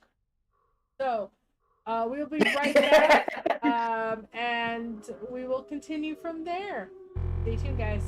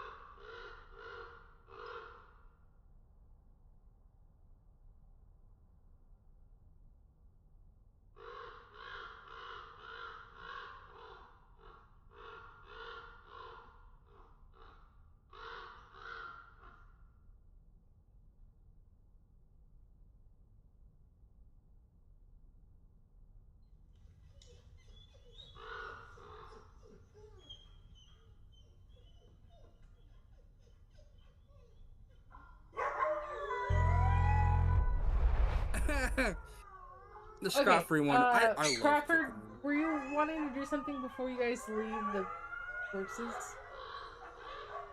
A joke. The second somebody turned around, you just see Crawford and Sasha just playing cards. This was his attempt to distract her. They're just playing cards, sitting on chests and using Crawford's stew pot as a table. No comment. I'll Oh, I mean, it doesn't really the help, potions but that it Hecka made distracts her would be- enough where she's not just staring at the dead bodies the whole time. Yes.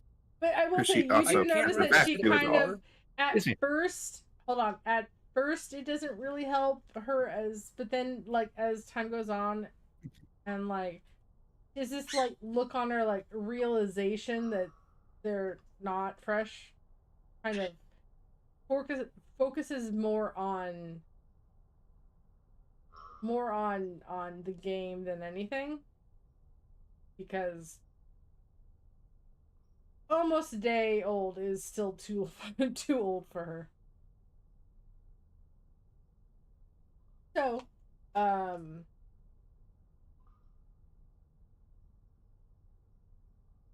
I can't remember if I mentioned it before, but when I made the potions in the morning, Sasha was gonna have one of them. I no longer need to keep potions for myself now that I can cast Cure Wounds, and since that's got a range of touch, I can just myself. Plus, Cure Wounds actually heals more than my potions do. The thing with potions is I can make them in advance, and I don't have to be there to heal you. You can just use them yourself. I will say, if they're arcane, we'll take them.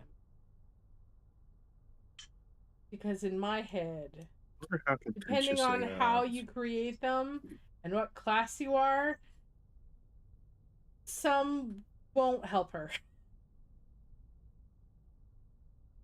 If it's divinely made, she will not touch them within a foot. And I find that if they're I use arcane silver made- oxide, it makes the taste better. And she's like midway through drinking one. You did what? Yeah, so it Burst into depends on flames. how they're made. Depends on if she uses it or not. You're Hecka does not fundamentally use divine a- magic for an- making the potions. you are a arcane caster, so you Use can wood have them. stain. There is a less likely. These are not yours. They're my food. Gizmo wants my hot pockets. Can you blame them? They're hot pockets. Not pockets. Anyway, so Yoda. God damn it. You hung up a hot pocket. That's messed up. as long as you're not pulling up my, I don't care. All right. Anyway, damn it, Gizmo. I do care. Actually, stop it. I don't need the map. Anyway, I am. You guys wrap up with the bodies. Pay some respect to them, and you continue on west. You settle at the boundaries of the forest. Actually, I say you're still a hex away than where the forest divides through, like 2/3 of the hex. So you're not quite at the edge of the forest, but enough. You, I'm sure, set up the same way. Gizmo, stop it. This is in a very expensive keyboard. Stop it. Oof, yeah. Keyboard for my iPad, so good $200. Anyway, I thought we would go here.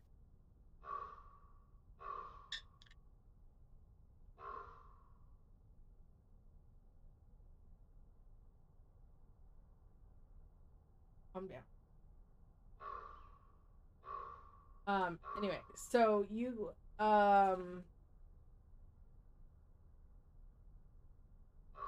guys set up camp. Bone Crusher's here. What's You'll weird? get to Bone Crusher. Bone Crusher's here. You're right here. This is Bone Crusher. Still a day away. It's you. That's angry flush Navarro. I think it is. A second. I'm looking at the Yeah, map. Gizmo's being naughty. I saw. It's in.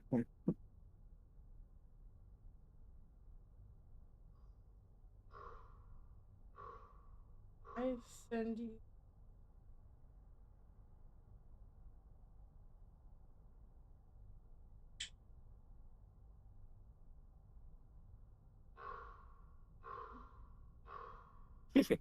Bone Crusher's before Flocky. That's Yeah, angry it flush Navarro. is. I sent you on the wrong one. Second.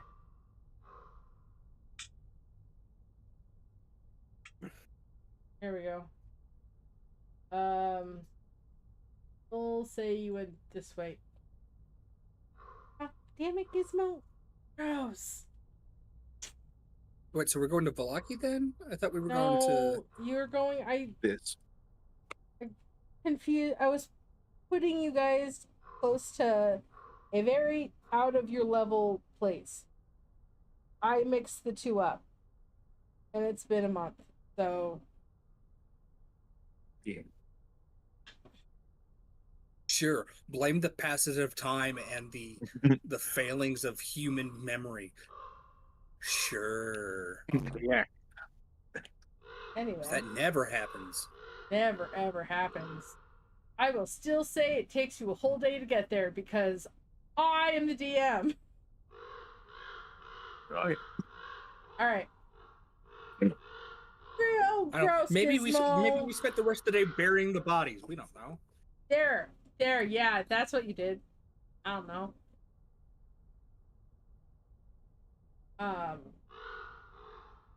Without a druid to do shape earth, it took a while.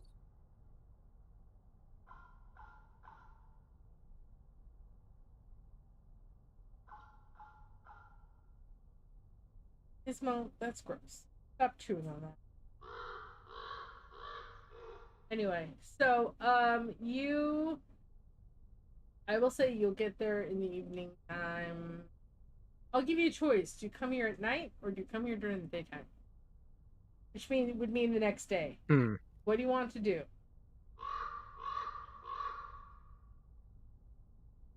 I think since we're in a party full of people without dark vision, it's probably not a good idea to come up to a coven in the middle of the night. Have dark vision. If it's night hags. Yeah, Oh, especially dragons with night don't. hags. Yeah. Bill, you do? Do we have the time though? You don't know if they're there or not. So Yeah, we'll go, but it's the only lead we have, so that's where we're going. So yeah, John, Becca, Crawford don't have dark vision. The only two people that do are you and Sash.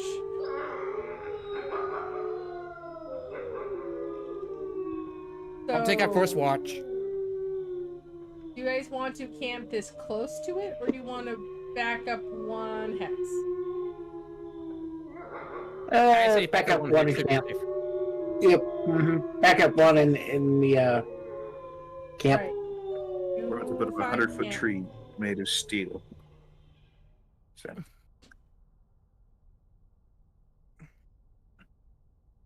All right, so So you the set up tree is camp. wood. The tree that grows up is wood. It's a regular tree. It's a very still a 100-foot tree Right, goes it's up. It's the canopy that's silver. I will say 100-foot tree with a shiny nest on top. Just randomly appears.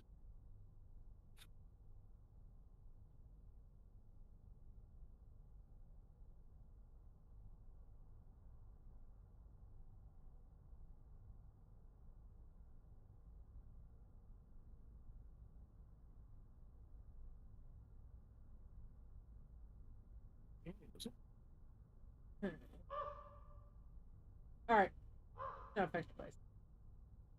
That's werewolves. Anyway. Any wolves that are aware? I'm going Werewolves? to stab you. Anyway, so I said the camp, same thing, big tree, a nest of silver is kind of woven beneath your feet, and then a big tree just kind of shoots up. Not like really fast, but Yeah, just from so underneath you guys and elevate you up. Insert Totoro music. And That is still cool. The heck, that is still cool, Doc. Don't think I've ever heard of any type of magic item that does that in our world.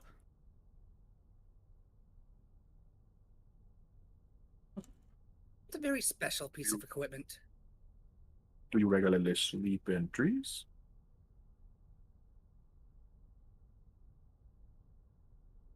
What did Crawford say? If it goes This is that mine? high up, shouldn't you be worried about like something that would attack you, like birds or something with wings? Like, I don't know. Heck is gonna stare at you again for like a good 5 minutes, or until someone else talks. Tash Like also a looks at heartbeat you, or- Mill, and goes, have you never... You think nothing where he's Just a from hypothetical question. flies? And no one takes watch? Oh crap! This is nice.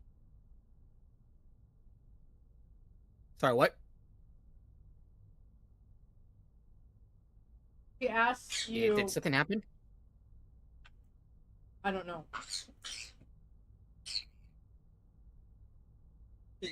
Gizmo, that's enough. Be right back.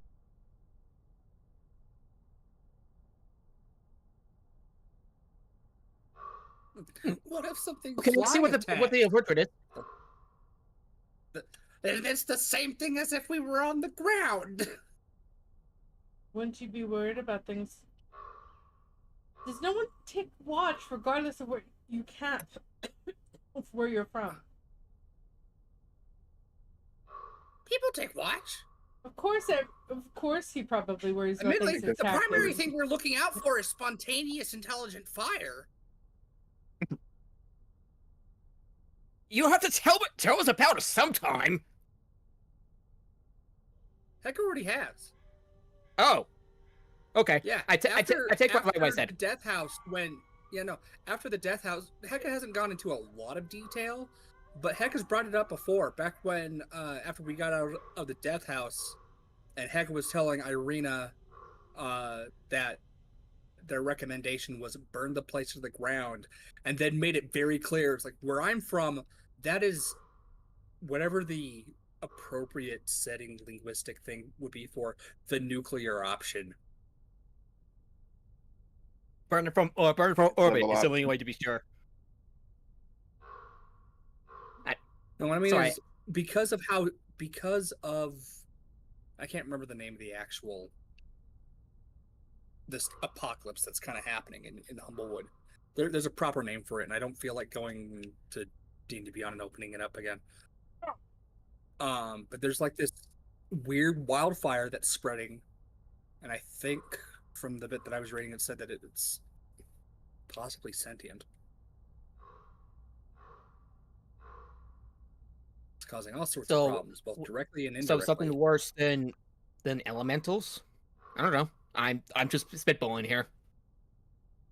This is me asking the character, like, so something worse than elementals, maybe, or maybe I'm just spitballing here. I don't know squat about all things arcane. I'm not even entirely sure it's arcane. It's Sorry about that. like a plague. And when Hecka says plague, would probably bring to mind the spell plague, in which, yeah, basically it's the spell plague. If the spell plague was fire, My instead of just character, raw magic. would my character know about the spell plague? Probably not. Faerun. Probably. Probably. That was a significant, not the specifics of it, just that there was a magical plague, like a plague of magic like, that killed gods. See, here's the thing. The spell plague is not the spell called plague. So he's not a it was caster. a plague of magic. He's all he knows yes. that there's no, this no, thing no, that hold happened on, of hold on, weird hold on. magic. Hold on.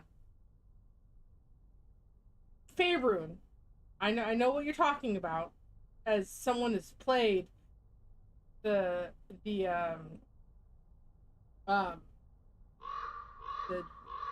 campaign,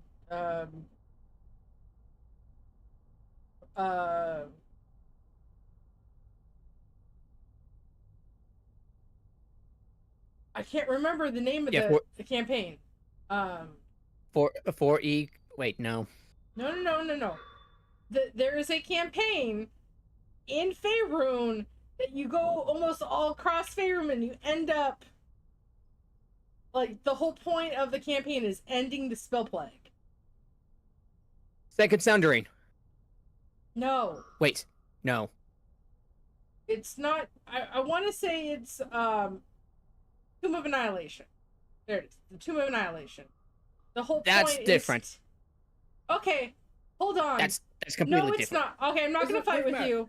I'm not going to argue with Point you. of the campaign.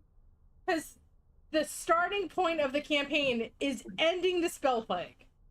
That's how some groups get. That's one of the hooks.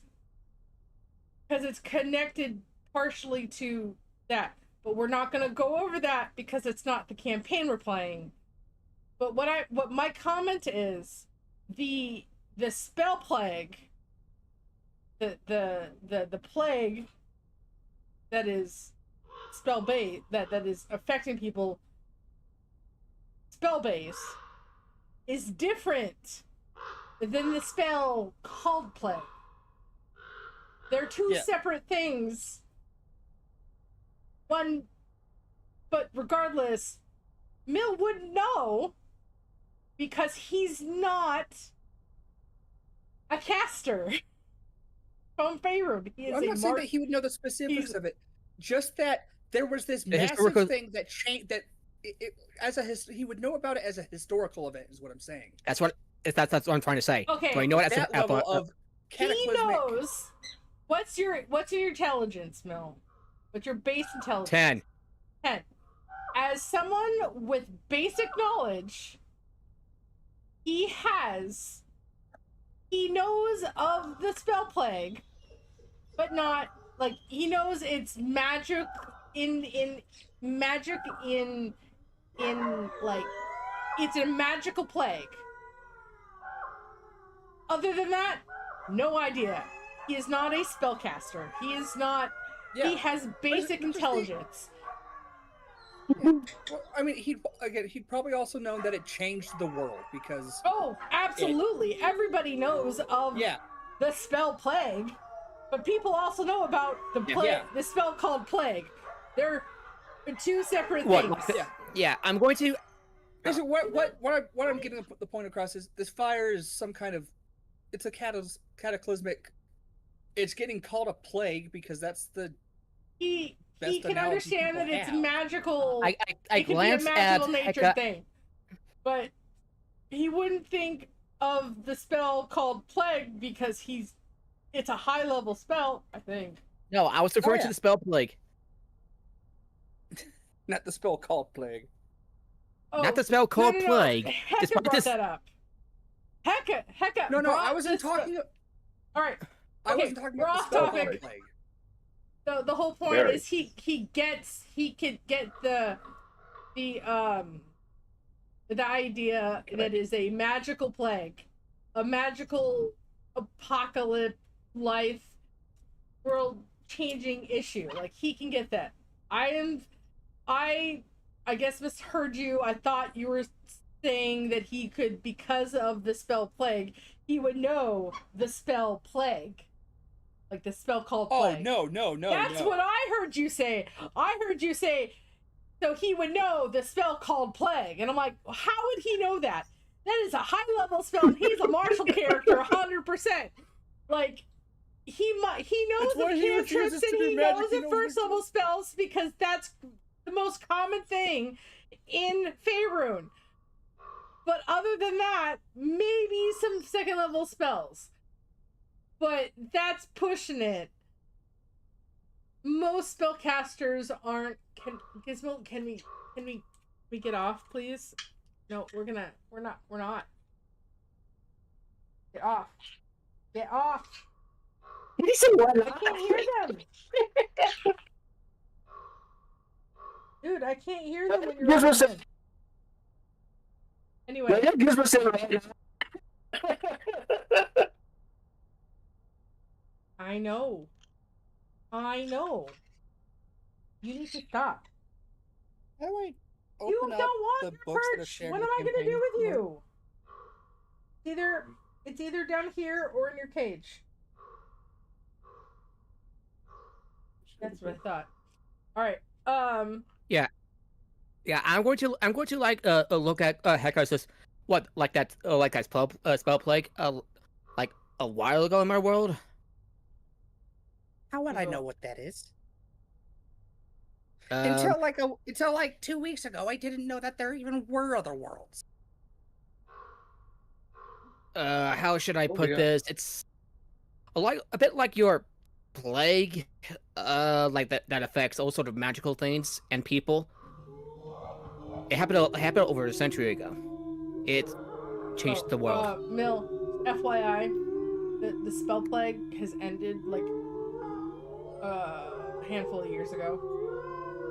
No, I thought these spell plague happened over a century ago, and No. There's No, literally no. Other thing. there is literally a campaign that takes the group to the Tomb of Annihilation to end the spell plague. People are dying and they can't be resurrected. Because No, I that's a know different- this. that's a different one. That's a different one. No, No. It's not. Nor because I have played that campaign.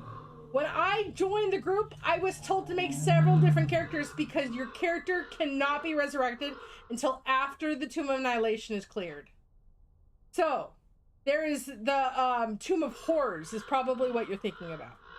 There's a huge campaign called the Tomb of Annihilation. I will never play that campaign again. I have trauma. I have anxiety issues, and so I will not ever play that campaign again. But there is a Tomb of Annihilation and Tomb of Horrors. You're probably thinking of Tomb of Horrors. Tomb of Annihilation No, is a Rose, tomb. Rose, where- I was thinking of the Death Curse. you're thinking of something else. Okay, Yeah, Death Curse isn't spell plague. I just double checked. all right. Yeah, so did I. Okay. Pause. Okay. It's. I will say right now. I will acknowledge the fact that I've got the two combined. I will take that, but for your character in history, you know what happened. You know it's life changing. The most recent one was the Death Curse, which would also be considered a plague.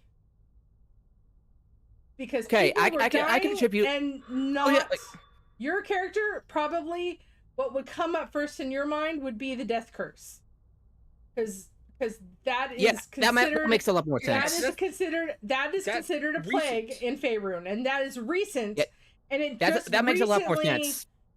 Just recently, people were able to be revived again.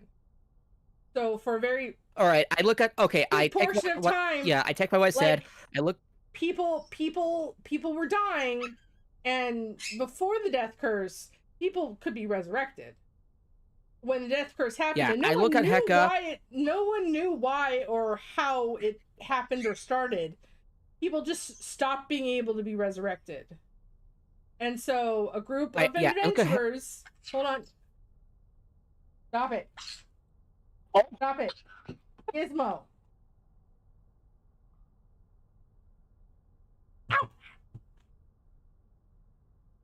Oh shit! Ow! What are you Okay. doing? Did he just bite you? Ah, goddamn! Oh shit! Oh shit! What happened? She got bit. Are you okay? Oh shit! Ooh, I think she Oh my got god! good. I laughed. Oh my god! Are you okay? Hang on, she can't hear you. So hang on. Be right back, guys. Yeah. We got you. You good?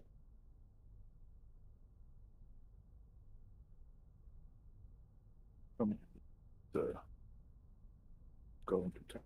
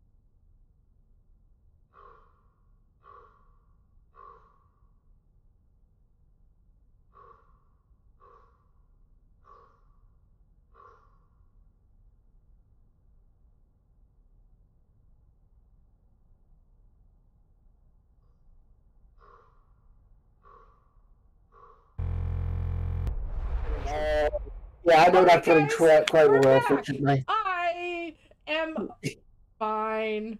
Gizmo, because of the She's better scratch. I was getting louder and louder, and the voice, the tone of my voice made him upset.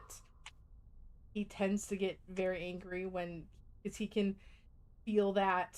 So he's not in trouble. Mama, As the viewers flames are are off! Fuck you! concerned, he's fine. He's drinking water right now and eating a treat that I put in his food bowl earlier today, so he's fine. I gotta bite. He was also wrapped up in a towel or a blanket when I was like my hands. Like he's fine. Anyway, sorry about that. Yes. I am Yeah, bandaged so, and I am fine. Okay, so I So anyway, let me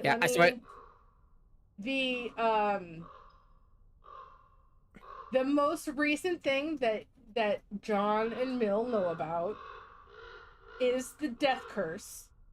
Also known, I'm not sure if it's called this, but I'm gonna make it called because more recently people would call it the death plague because it is something that no one knows about.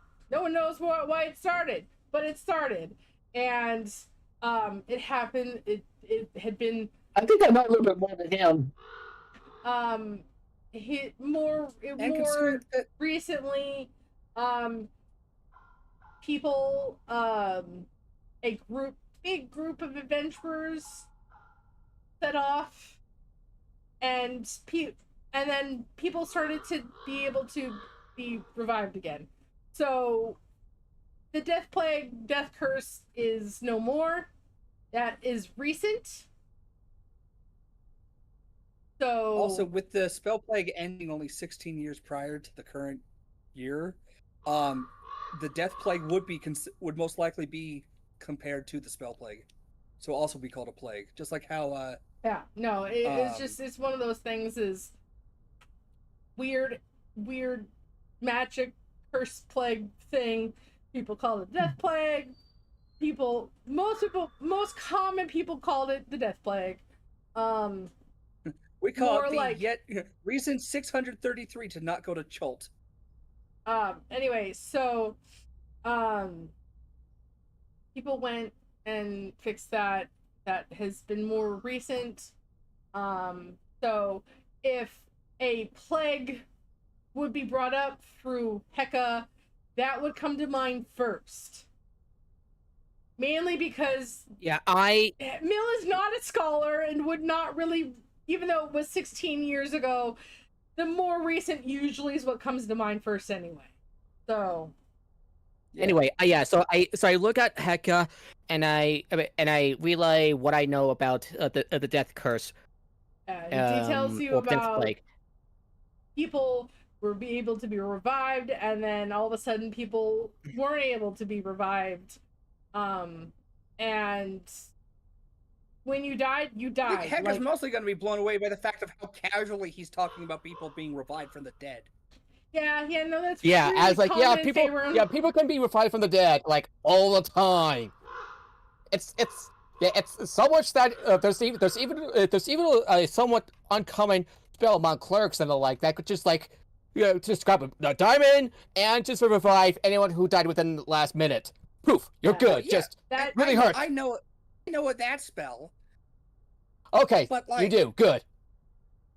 Full-on resurrection is common where you're from? Yes, it is. Yep. Russian roulette. Is that common? I wouldn't be surprised if people decide to like off themselves for a day and bring themselves back to get themselves back to life. Yeah, I'm pretty sure that would be pretty pretty common. The more common people don't have the money to even do revivify, so that is more. Well, more mostly common, nobles. Mostly like revivification, outside of revivify. That is mostly more of a note people with a lot of money can do. Yeah. Or adventurers. Yeah. Mostly just like nobles and adventurers. Yeah. But still, it's pretty common among us, and sometimes we even get ourselves killed over a dare, and then get ourselves back to life. Fun story. Yeah, a commoner would have to work for 10 to 20 years in order to and not spend money on pretty much anything else in order to afford the spell. Yeah. And that's just the components. Anyway, so yeah, crazy time with that death plague that like stopped resurrection for quite a bit. Imagine what Tora be like without resurrection? You know I'd how it would be assume like because pretty you much everywhere literally- else. A good portion Uh, of your life, people wasn't able to be revived. So yeah.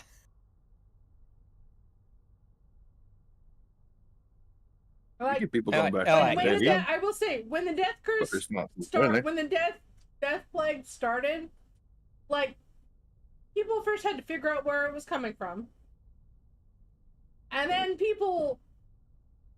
adventurers did go. A lot of adventurers never came back, and the death plague continued. So with the amount of there was a good portion of time where it and Faerun didn't have it and couldn't have access to it because of the death plague. So you do know how it would be like if Faerun didn't have it because you were alive the whole time. It was a scary part for most people because, like, especially in your line of work, because if you died, you died. It's basically the Red War from Destiny 2 all over again. Yeah, basically, yeah. With all these, mid to high level adventurers going, what?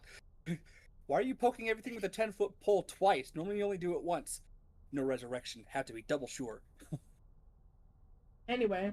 Okay, and then I'm going to ask Hecka this. Wait, how common are resurrections from in your world?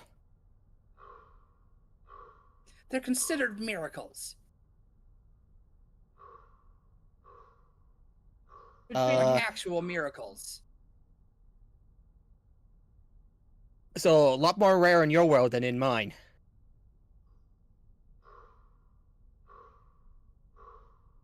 So, yeah, I guess.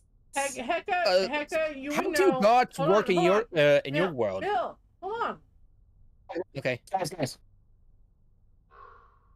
Hecka would know that most people, like arcane nature, like druids, clerics, they're not, I'm gonna say, NPCs technically don't have class levels, but as a reference,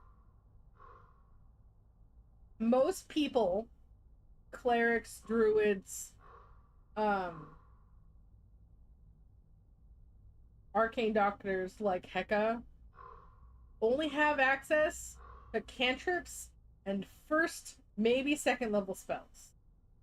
Revivify is a third level spell.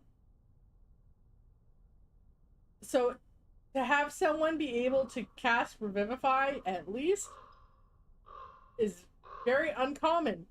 So it would be considered a miracle. Let alone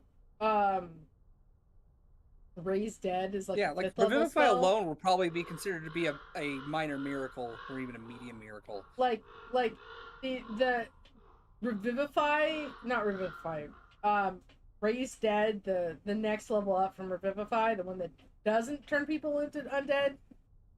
I think it is Raise Dead. I can't remember, but there's one. I think it's a fifth level spell. So if anybody has that strong, like, it is an absolute miracle because most people aren't that high level or like aren't that skilled when it comes to when it comes to casting that high of a level spell. It takes a lot of effort and maybe more than one person assists in the process. So okay. Before I move on with another question or something, does my character know about like gods and how they connect to like resurrection spells? I mean, you know the gods. You're not a cleric. You're not a druid. You're not you're not a paladin, you're not divine or arcane or nature magic connected. You do know about the gods as with clerics, but like you don't really know much about it. If you want more knowledge, I'll let you roll for it. I can do that. Religion, right? Yeah, yeah. 5. I was hoping to win 18, but I rolled a 5. All you know is what I've said, that you're more connected,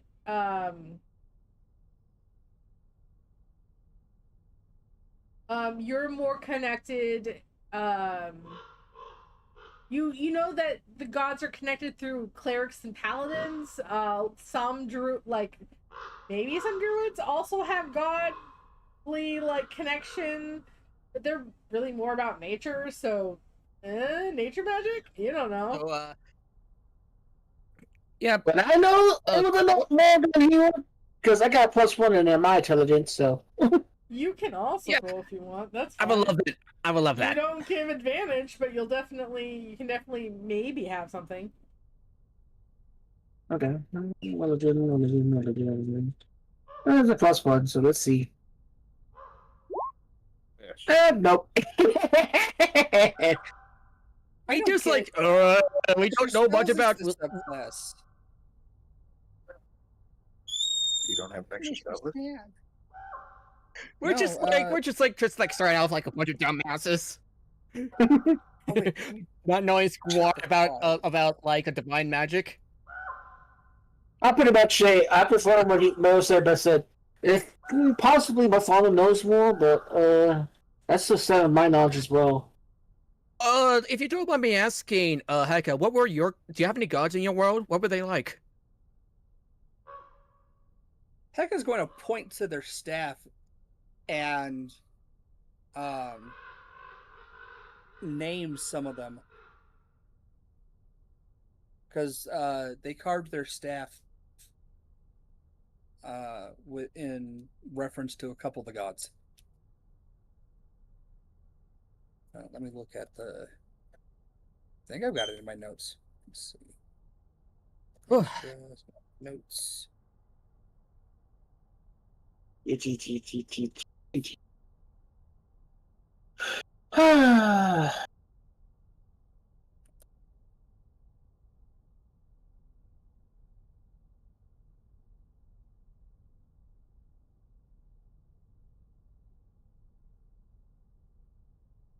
Somewhere in my notes, either in the D&D Beyond notes or somewhere. But yeah, no, Heka will go.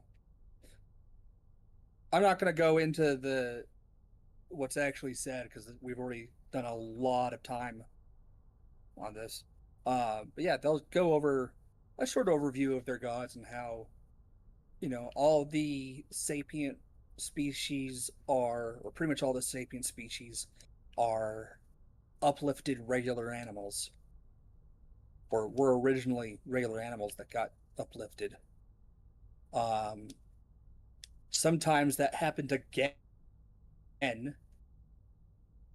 So you'd have, regular animal that got uplifted, and then a member of that species gets uplifted again into godhood.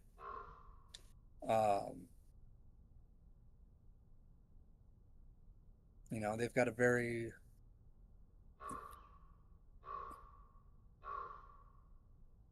there's a thing with duality there, that with the light and day. There's big difference culturally in what's followed by the bird folk versus I'm blanking on what the term is, but there's a term for the non-bird folk.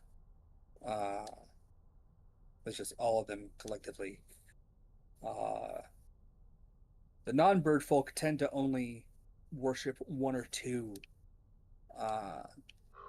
Basically, whoever the species patron god is, and every time where I've been using the term god, Heka would use the term amaranthine because that's what they're called in where they're The Ranthi, huh? amaranthine. And like the Mhm. plant amaranth. that is interesting. Same with the flower. I'm saying this in character like my character's like, that is interesting.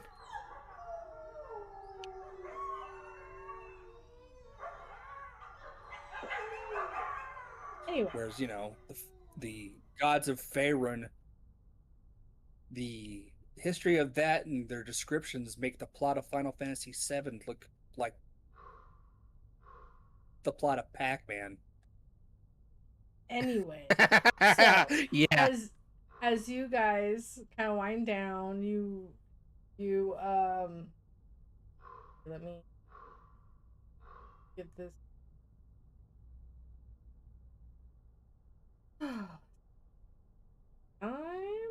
Nighttime. All right. First person that takes watch. Probably. Question. Hmm? I had a question. Crawford has Well, questions. what's your question? How does Revivify work in Barovia if the soul is swept up into the cycle again? Yes. So That is what Well, that's a good as question. far as you know, and I'm saying this to only Crawford, unless you guys ask, you and I will say you wouldn't really know, like people not from Barovia, really wouldn't know much about it, so you wouldn't know to ask. Um, as a monster hunter that you are, and how your village is, you would know this. So I would say most people don't really know about it or know a lot about it, so they don't really care.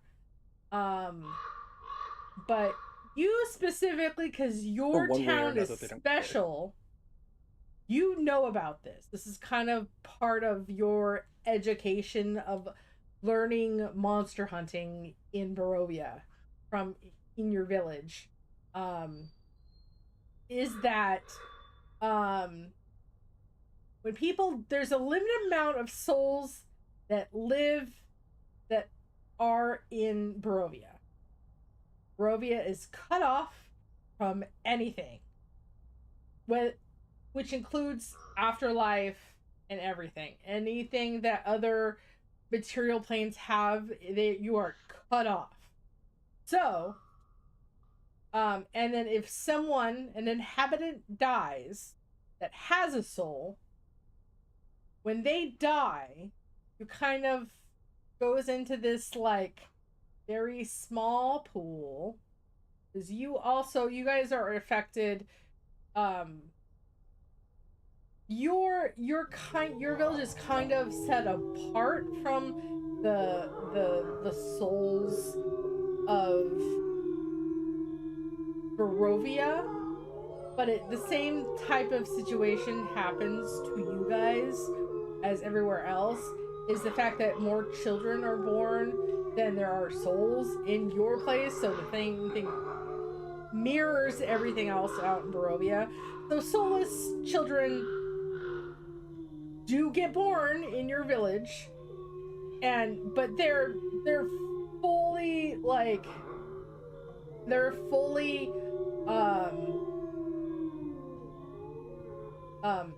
they can learn the same thing. They just don't react in the same way as you. They don't panic.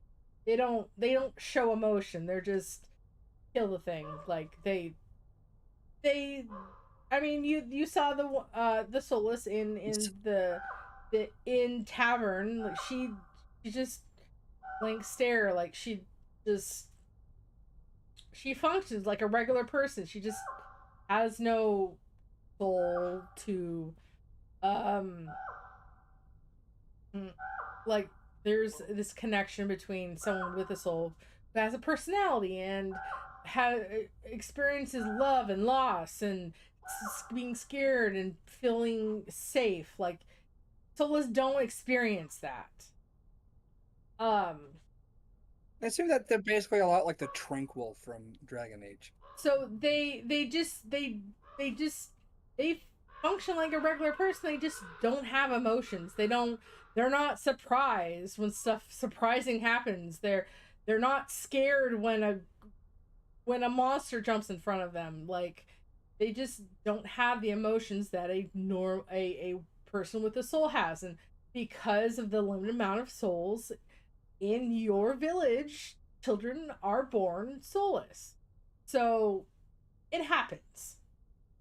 And so you know that the same thing happens out in Barovia. It just, their pool technically ratio wise has a lot less than your village does, because you're at smaller scale and more enclosed, and where Barovia is, there's a lot more area, a lot more space, a lot more people live out there. There's a lot more soulless out in the rest of Barovia than your town. But if someone's trapped here that came from the outside and they die, it's not 100% like, because people with souls, when they're reborn, they don't remember their past life. Not usually. Extreme circumstances can happen where something extreme happens which triggers memories, but they usually don't remember their past life or who they were. So it's very rare to find someone that is born and remembers their past. But they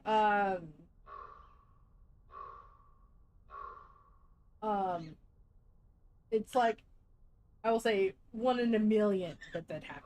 It's very rare for someone to remember their past life. But the idea, so if that applies to the people that live here, it also applies to the people that come to Barovia, that are brought in by Strahd, because Strahd knows that happens. So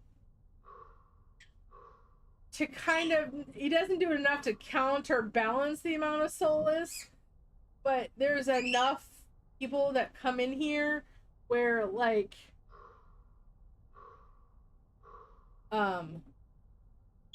they are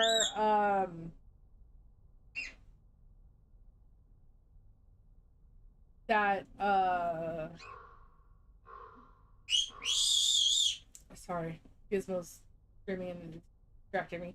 So the people that the same thing happens to people that come here.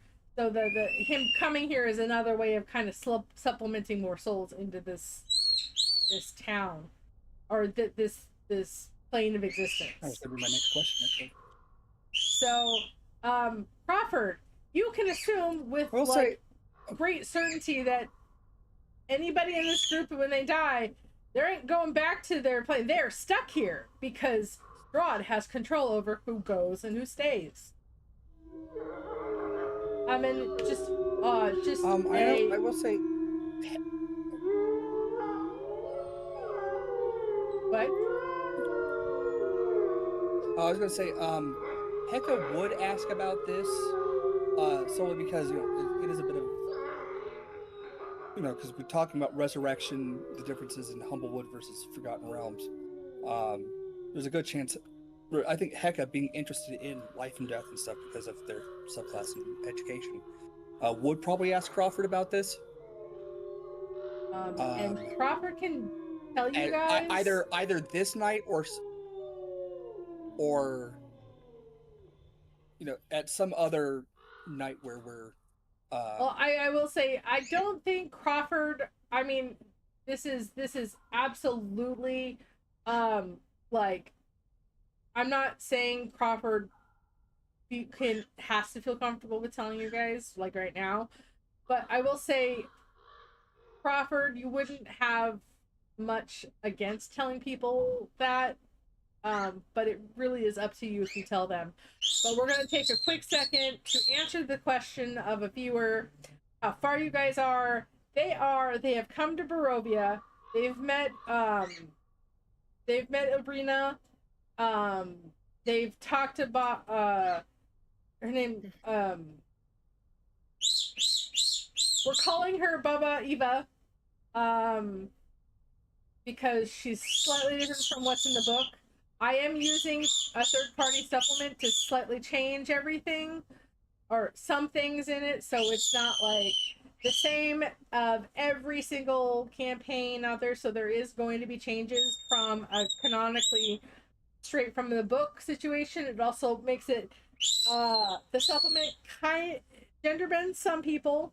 Like Sashenka is the in the book, if we're just going by book, Sashenka is the son of the priest of the village of Barovia, but in with my supplement, the priest is a priestess and the son is a daughter. Sashenka is part of the group at the moment, and so they've buried Irina's the burgomaster, who in the supplement is a woman. He's died. Also, Ismark is a child and not a man or an older man. 20s. He's more And like 10. Irina asked us to escort Ismark Yeah, Ismark is going to be at some point instead of taken to the other way Milwaukee. around. But they're not and sorry for the screaming bird. He's in his cage and he wants out. But anyway, the group has done the burial, met someone connected to Strahd. That's also something not in the book, but I have added that because I like it, and I'm the DM and I can do what I want. And so right now they're trying to break whatever curse is on one of the owners of the tavern in the village of Barovia. He is under a curse and is dying, and the group is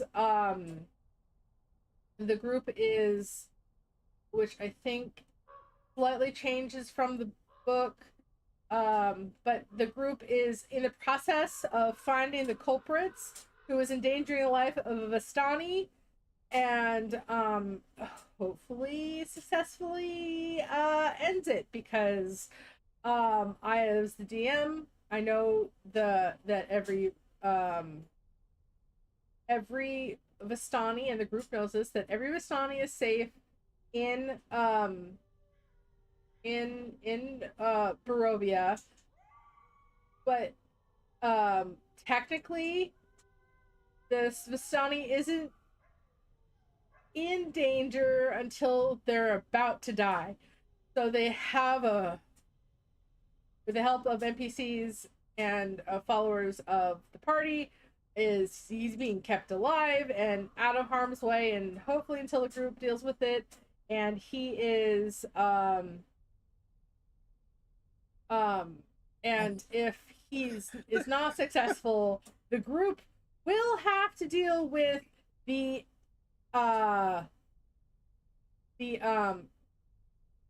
consequences of not ending and saving this Vistani. Because if Strahd steps in, no one wants that. No one wants that.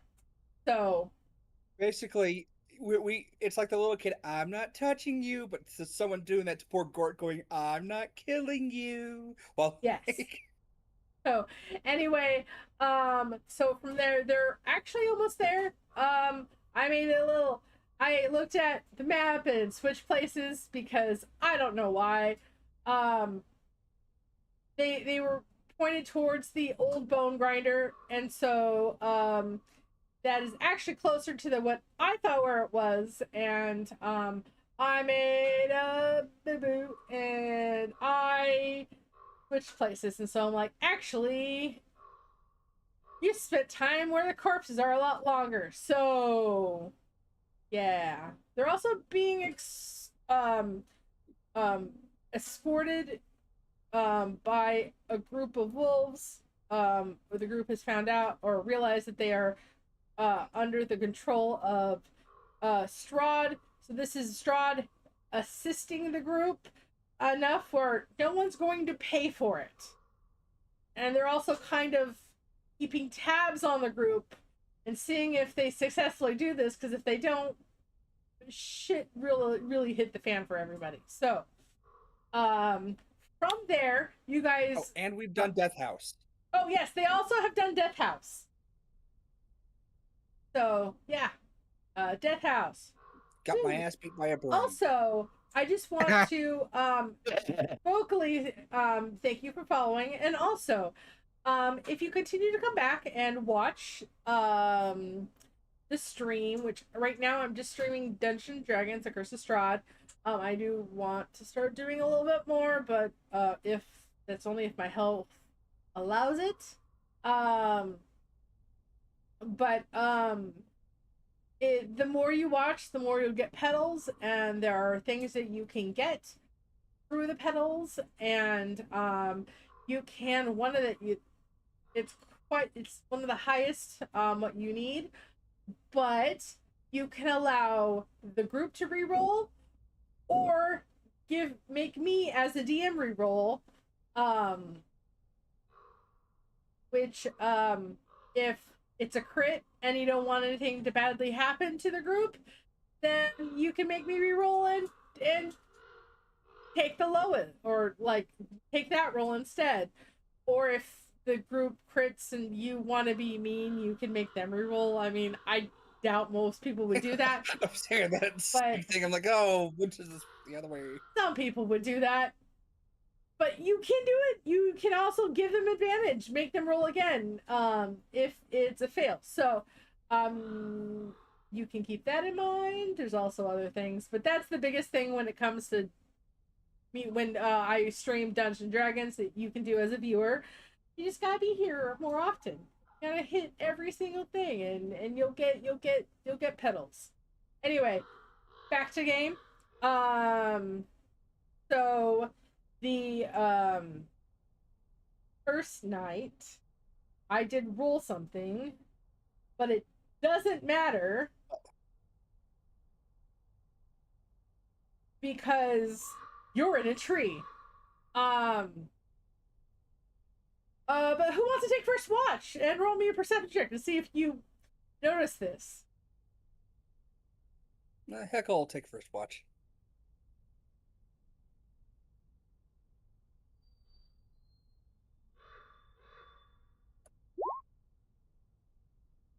Yay, my first perception check the entire campaign that was higher than 10.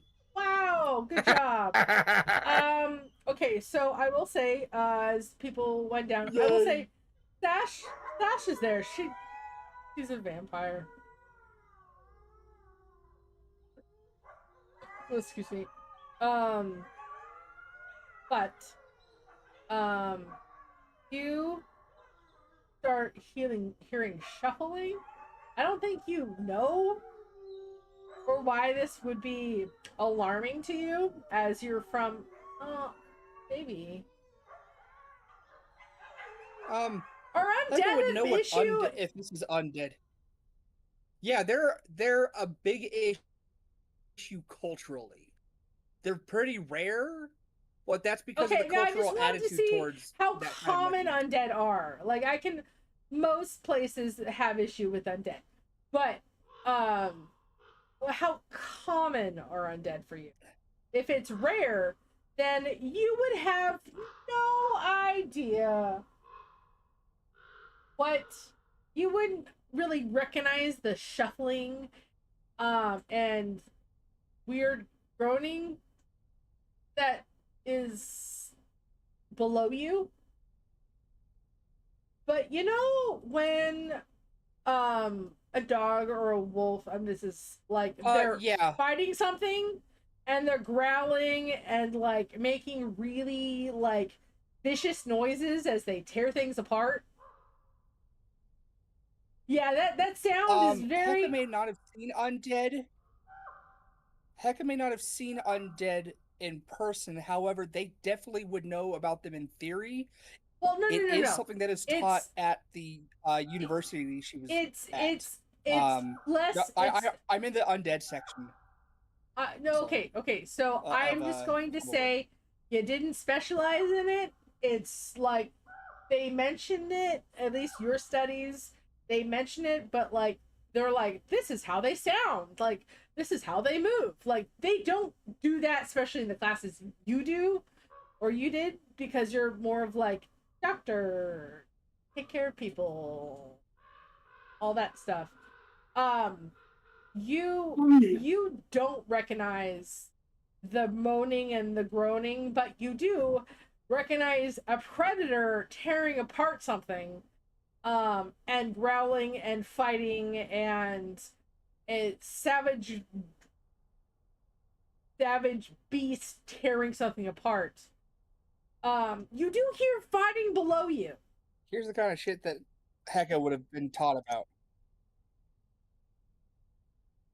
So those are the kind of things that Hecka would be you taught. don't realize that this is scary. The wolves that have been kind of escorting you. I'm tearing apart undead. So yeah, they rip things. You hear I would at the very. You do recognize the sound of flesh being torn from flesh,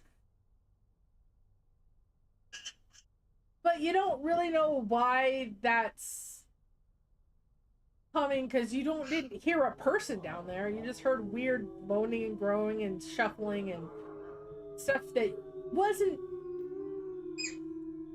normal for a person. Hecka's gonna wake up Crawford, and if Sasha is not awake, then Sasha as well. I will say, it doesn't say that vampires don't need sleep, so she is sleeping at the moment. Yeah. But like up against it, like arms folded, just kind of laying against the side of the nest. The wolves down below are tearing apart weird people. They're acting weird. I gotta say, we could Did you like kind of look over? Crawford, do you look over? Oh, I just realized I never changed my Discord symbol. Also, Crawford, you hear the growling and the ripping and tearing of flesh. You do hear the noises that Hecka is describing, because it is below you. Do you attempt to look below?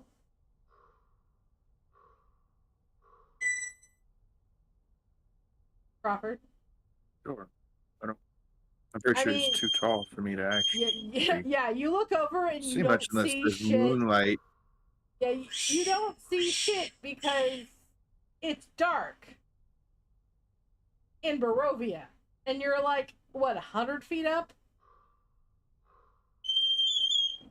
Let me check. I mean, regardless, also he's got the dancing light spell. 100 feet. I don't think he can go that far. No, I think they can only go 60 feet.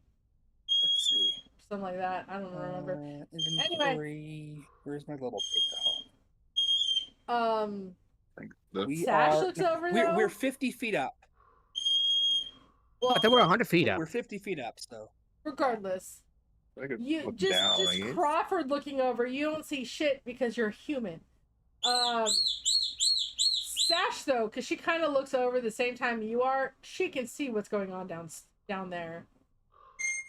She looks there, and then she looks to the side, looks over at you, Crawford, and goes, "Zombies."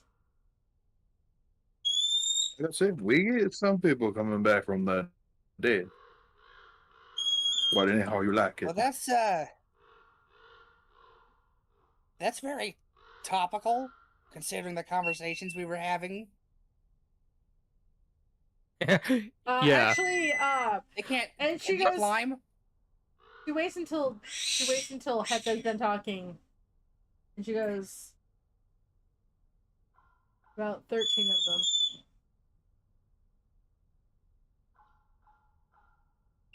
Yes, and those are our That's vulgar. escorts, making sure we don't have no troubles in the morning. Yeah, no, it's gonna smell tomorrow morning when we get down there, but yeah, no, but apparently, there is a direwolf in that pack, so yeah, the direwolf is making the majority of that, tearing the undead apart, so when we get down there, it's gonna be very smelly. Hecka's gonna say, like, wow, those wolves really can kick some cloaca. I mean, yeah, that works for you, I guess. Are you bad? I don't. No.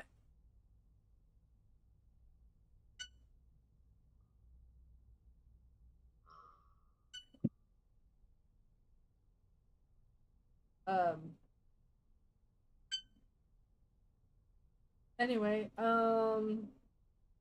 so I'm gonna go back to sleep now. All right, you have a good night, dear. In the moment, like she kind of goes off. A couple minutes later, the sounds of fighting has died down. And Crawford and Sash go back to bed. At the end of Hecka's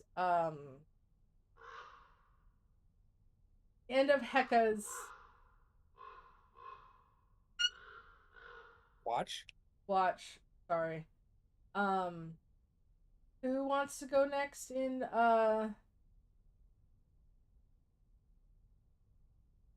I think I'll go next. If Sean doesn't want to like do it, I'll go next. I'll go third. Just You go third? FYI. Yep. John, your camera is messed up. I know it's me. I'm having tech issues. Give me a sec. Bye. Hold Yeah, on, no, really. it's fine. I see your chin and shoulder. I'll go next. I'll go next. Yeah, no. So roll me a perception check.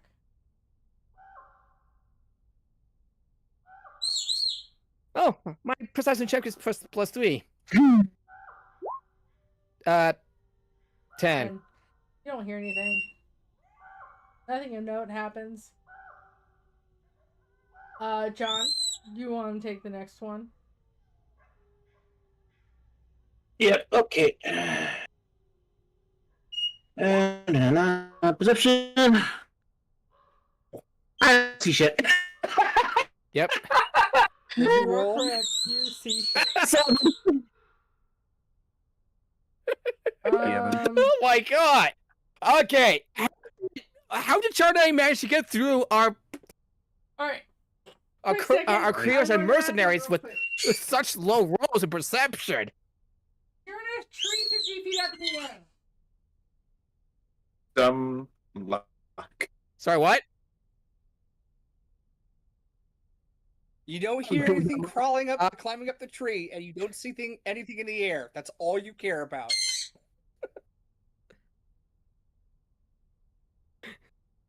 Wow, if you've ever been in a dungeon full of traps, we would be screwed.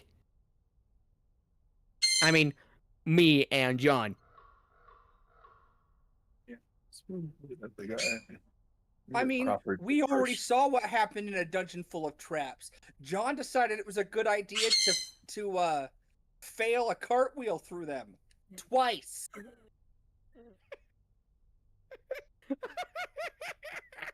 And I opened a mimic, tried to... Yeah! Which and makes me males wonder, how do we guys sometimes get mimic. career We all before? know that. Just making a hole in the wall, perfectly fine. Telling everyone, hey, if you wait just 6 seconds, there will be a mill-sized hole in the wall for everyone to go through. And John's like, nah, I think I want to know what it's like to be cut today. I mean, in all honesty, you still created a hole which swarms of rats came out of. So you know, there's that. You still have something. There definitely that's wasn't like a another round to doorway deal full with. of blades. Oh, anyway, let's see. So Sash. Okay, let's do. What do? What do? Why so much hurt?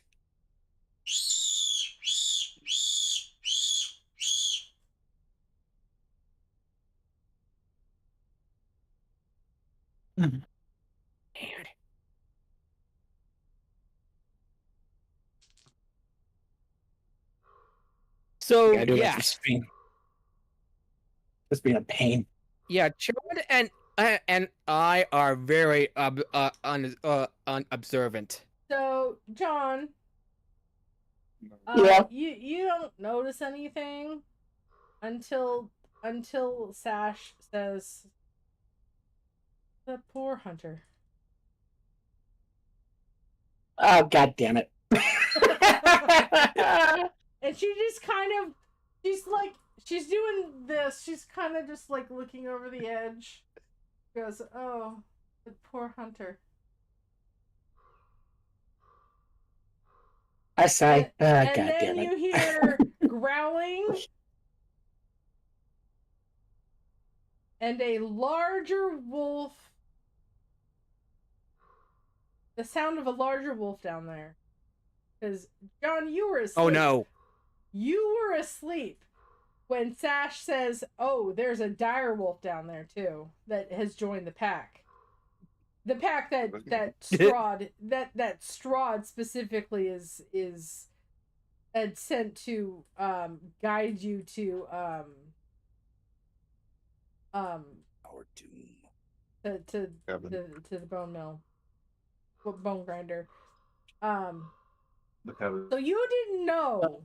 You didn't know that there's a direwolf down there Watch it. until you hear the sound of a direwolf down there. And you didn't notice it until she mentioned the poor hunter, and she goes, "Oh no." And then all of a sudden you hear the sound of a direwolf, and you know really well what a direwolf sounds like because you encountered 6 of them a couple days ago. And Got echoed by like Which is 3. 12 too many. and Right. Also hear that dire wolf. you are asleep. And you have disadvantage on perception checks. And if we're going passive wise, what is your passive perception? And -5 from it. Alright, Oh, 8. Yeah. So no, you do not notice this. You were asleep. Disadvantage. Disadvantage or what? Disadvantage. Because you're asleep. You're Advantage and unconscious. disadvantage on passive. Advantage and disadvantage checks on passive I check. know how the formula plus or works. minus 5. So I know how the formula works, but where did that disadvantage come from? you are You're asleep. Sleep. You're asleep. Fair enough. You are sleeping. Creatures that are asleep All have sleeping disadvantage. creatures have disadvantage on perception checks, whether it be active Okay, that makes or sense. not. So when you calculate passive perception with disadvantage, you -5. If you have advantage with your passive perception, you add 5. So for you being asleep, you have disadvantage on any perception check. So your passive perception would be minus. So whatever your 10 plus whatever your perception modifier Like, is. Jesus Christ. And then you subtract 5. Oh, yeah, yeah. So in your regards, it's 8. So you do not wake up from this. John doesn't finally, notice yeesh. this. John doesn't notice this until it's pointed out by Sash, who has a total of 15. So And night vision. John, Yeah. you hear the sound of a direwolf down there. Tax is unfazed by this. She's like watching it. She's not stopping it from happening. Do you have any popcorn in your ration packs? And, Assess. and you know that. I was thinking the same thing. Yes. When did the direwolf show up? Last night, there was like 13 zombies down there earlier this evening, and apparently at some point between yesterday morning and now or then, Strahd sent a direwolf to the pack, probably because we're getting closer to the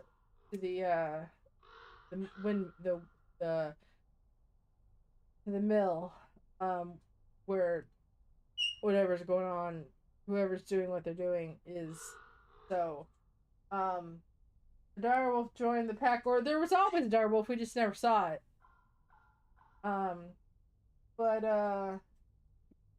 Yeah, we no. are, as we've established, a very unobservant It destroyed party. the majority of the zombies last night, but it's... Crawford does fine. He just never. Yeah, that hunter with that pack of wolves plus the direwolf is not going to survive that. I hate this place.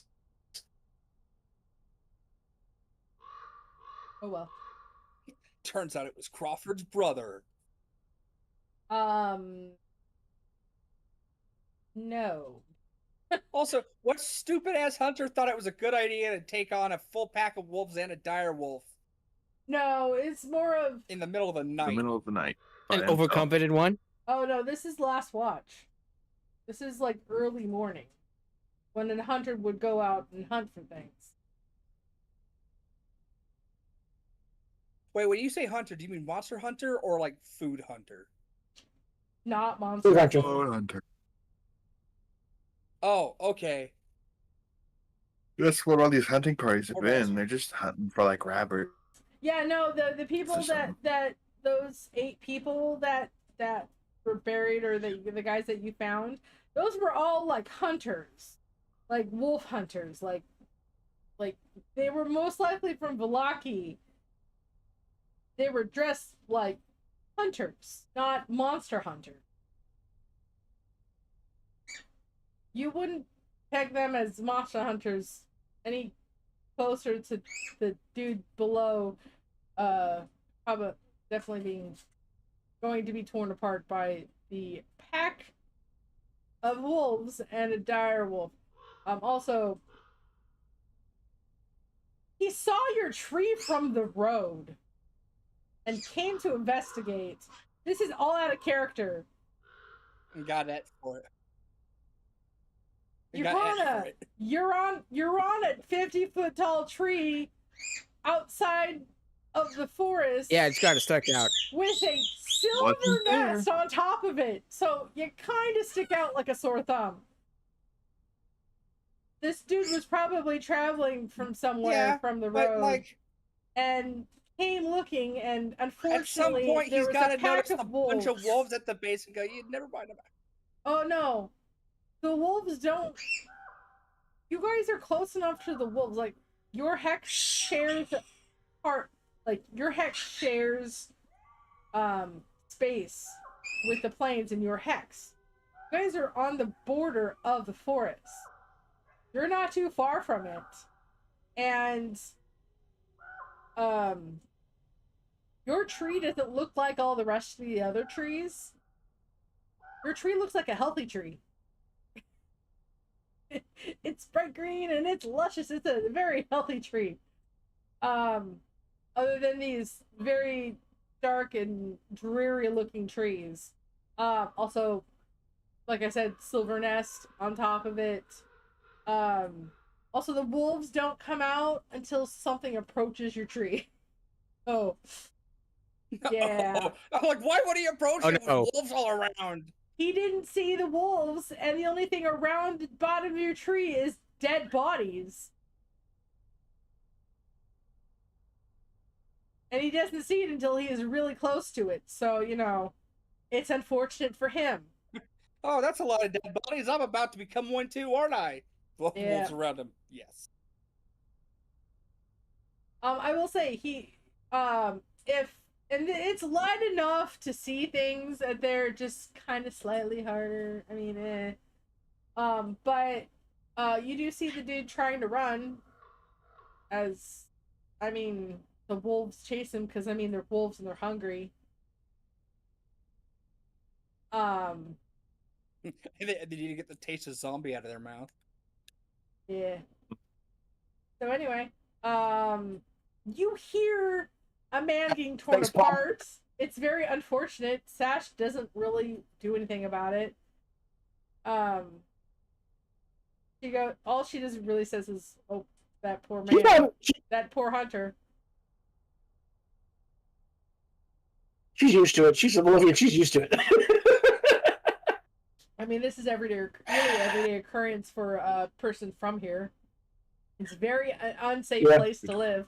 The safest place is the villages, and and the next safest is the roads, and he went off the road. Just sigh like increases the danger. Ready to see Hecka ugly cry. So I'll turn this as I'm gonna turn this as you do realize Hecka is going to go bananas because of this, right? The hunter dying from the wolves. Mm-hmm. If the wolves weren't being told to keep things from us, they would be attacking us. I know. So, but at the same time, Hecka ain't gonna like this. He doesn't have to. And this is a common occurrence here in Barovia. I do feel. Yeah, I know. Feel sorry for him isn't the right word because I really don't care. You're used to it. No, it's not because I'm used to it. Partially it's used to it. But it really affected me more when I was a human. Must be your condition.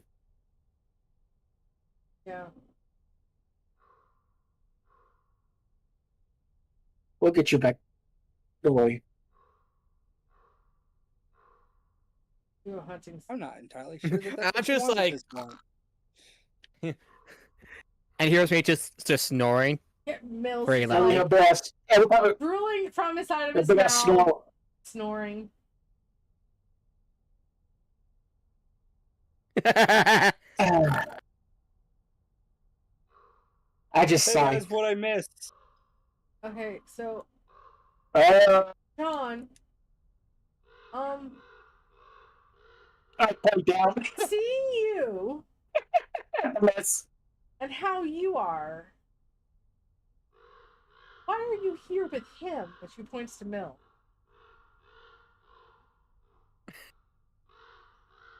The ninja traveling with a leveling off. What? He's like a bull in a shop.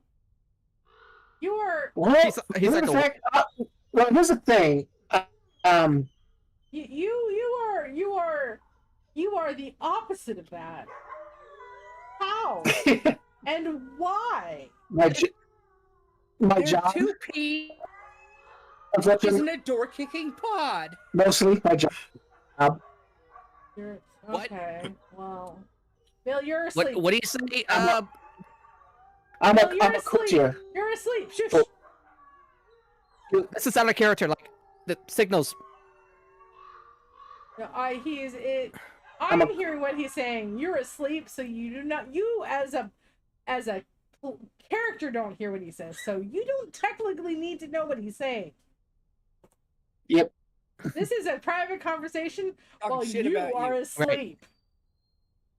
Right. So, I'm a courtier. I work at the court of Waterdeep. I mean, I don't know what that is. It's a mess. Well, in my realm, it's one of the biggest cities in the land. One of those witches too. Okay. My whole thing most of the time is dealing with basically court BS and backstabbing and all that stuff. I mean, it's also here too. Yeah, be careful with that Yeah. when we get to The Velaki. consigliere of death. There's a lot I of was that going chosen on by- in Velaki. Yeah, I'm fully aware. The job kind of fell on my lap because one of the leader of the city, um, what's her name again? Lady Silver Waterdeep's ruler. You should have written that down because I don't Yeah, have those notes on me. Yeah, I will just say you can wave and what's just my idea? say. What's my bio? And it's not on my sheet anymore. Which my bio's gone. What the hell? We'll refresh that after game. You can just say that you Yeah. told her you're the lady that you work for. Yeah. That's what, yes. Anyway, yeah, and basically one of our agents saw me fight during a situation in the streets of Waterdeep with my father and recruited me. Partly because of this thing, and I pull out the Kusanagi weapon. I've never seen a weapon like that before, but I will believe what I would take your word for it. I don't see why you would be lying about it. Well, Then also my Yeah, father's nice what? attached to your fetish gear. I don't.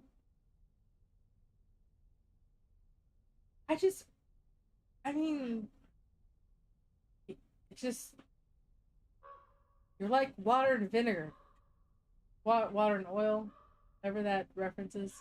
I was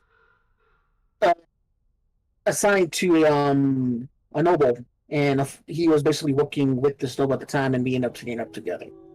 So, Well, I mean, I've seen weirder groups. The real answer is because there are two Okay, peas there. in a door kicking pod. Well, yeah, here's my back. So yeah, very. hell, I actually earned a title back home. Funny enough,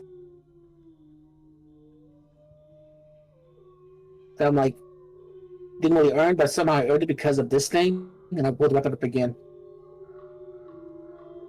which is annoying.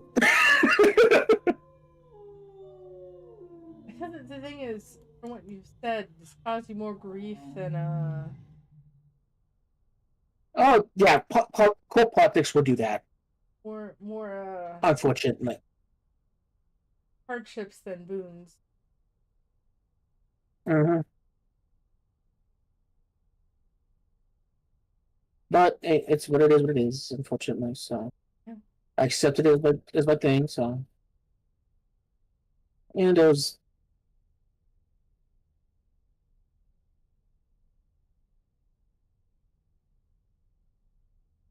What the? Oh, no. Anywho, I've accepted it. That's the thing.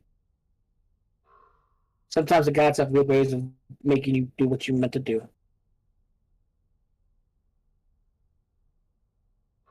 All right. Wasn't expecting this, but hey, he just shrugged. The rest of the watch goes without a hitch. We'll say there is one more watch, and I will just put in Crawford, but because we said this was the last watch. Crawford was before this one. Nothing happens. It's very quiet, Crawford. Nothing happens on your watch. Don't even have to roll your perception check. 27, 25. Yeah, nothing happens. I'm the only one who's good at it. I mean, you're the one. You don't have dark vision, but you do definitely hear the sounds of the pack of wolves down there, and the addition of a different one with that high of a perception check. You do distinguish a new one, with a heavier step, which is a dire wolf. As a monster hunter, you can distinguish that real easily from a regular wolf to a dire wolf. But everybody wakes up at some point, and all right, die bug. All right. Anyway, so okay, the next morning you eat. Oh, make I have such a weird potions. dream. Good food. What? Good food. Yeah. A Oh. weird dream? I had About such a what? weird dream. About what? I don't know how to say it, but being chased by a corpse in a bunny-shaped suit of metal armor. It's weird. That is weird. Dude,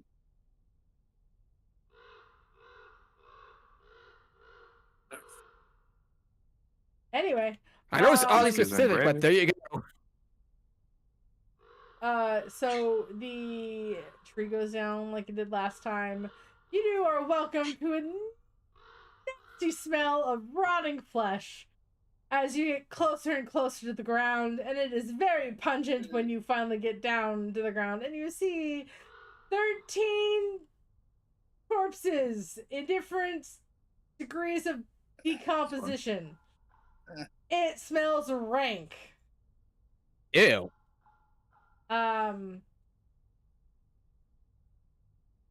And you guys continue to the bone grinder. Give me a second. Let me find old bone grinder. Is there a different description? Send you a message.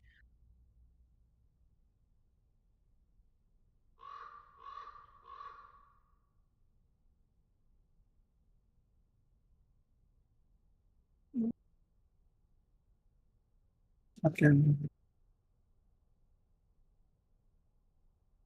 I mean, after Hecka's long and intensive ugly cry, It took us 4 hours to go the extra You get used to it, Hecka, but never. few miles. But sometimes it never gets easy. My actions led to a civilian dying. What I'm did he cringing. say? my actions led to an innocent civilian dying. Ah! What actions? Oh, I should have laughed.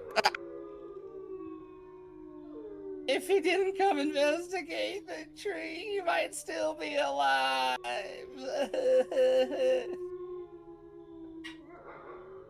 Oh, and all this is kind of muffled because it is a bunch of smelly bodies, so they've got the mask on. So between the ugly sobbing and the fact that they're wearing the mask, Heck is probably not very intelligible right now. Turned to her like, told you. Is he blaming himself for these 13 bodies or that torn apart corpse over there? I point to the corpse. Corpse! The one that was still Technically, alive they're all last corpses. night. Maybe we should stop using that thing so less people would investigate our camping spot. No one. As cruel as it This is. is the first Bit of a person. beacon, This but- is the first person that has come to investigate the tree.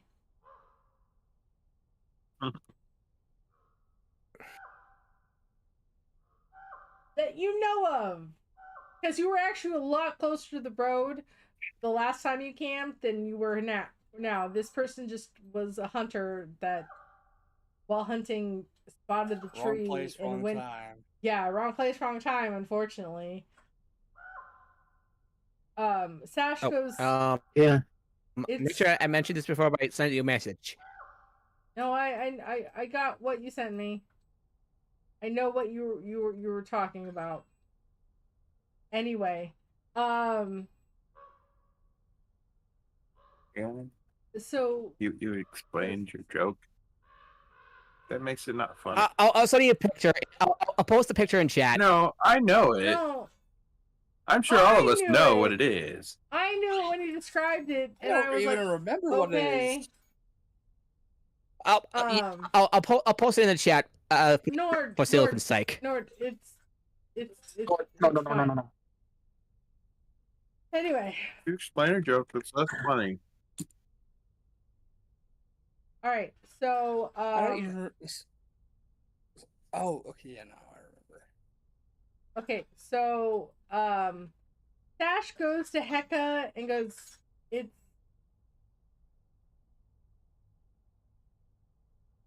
it's an unfortunate, but I wouldn't blame your tree for that hunter's death.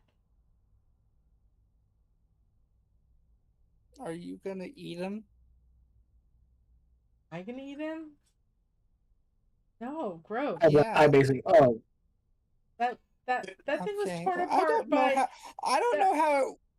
I don't know how it works. It just. corpse was torn apart It'd by be sad and to let the body eaten go by those waste. wolves. Why would I touch something that's been torn apart Look by at wolves? Hecka. The thing was also I look at Hecka for like. that corpse was that person was killed several hours ago, so I wouldn't touch that. I figured the answer was Well, probably wolf saliva no. don't taste too good. I don't know exactly how your condition works, so I don't know. So let's just say I prefer fresh blood, Okay. not something So wolf that's been saliva don't sitting taste too good. and decomposing. Okay, as someone who for a knows what minute. wolf saliva tastes like, you are correct. Anyway, so It's not as weird as I made it sound. don't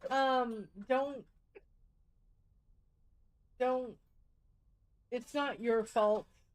I mean, You're gonna hate it's White not Crawford. that hunter, a different hunter.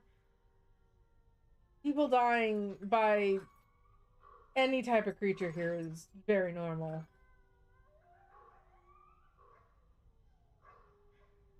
But anyway, you guys eat your breakfast. And you guys approach the bone mill. The old bone grinder. Let me see. Ironically, it's run by a halfling. Hopefully not halfway from Dark Sun. No, I'm making a reference to Jack and the Beanstalk. Oh, okay.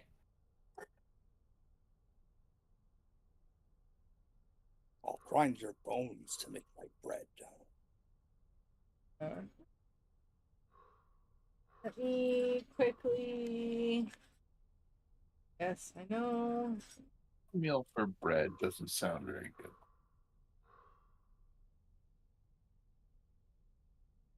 All right. Like, what's the? So you guys what's do part of the eventually. component You people- go towards the road that actually. Hold on, let me. I'm gonna try something.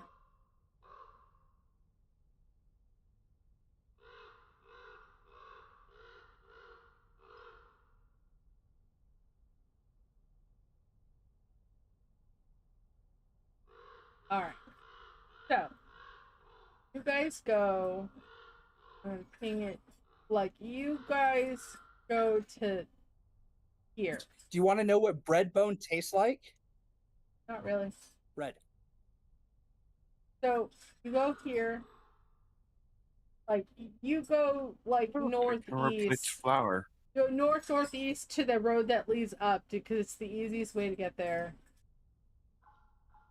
So you go to the road, the old Slavic I can't talk.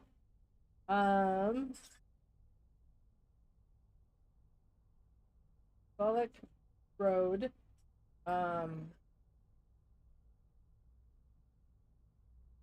So the old Slavic road, which is this road right here, the bigger road, does break off to a winding path through the Ballich Mountains, to a lazy trail that hugs the mountainside. It's a mountainside, but it's not a mountainside. It's a mountain. Like,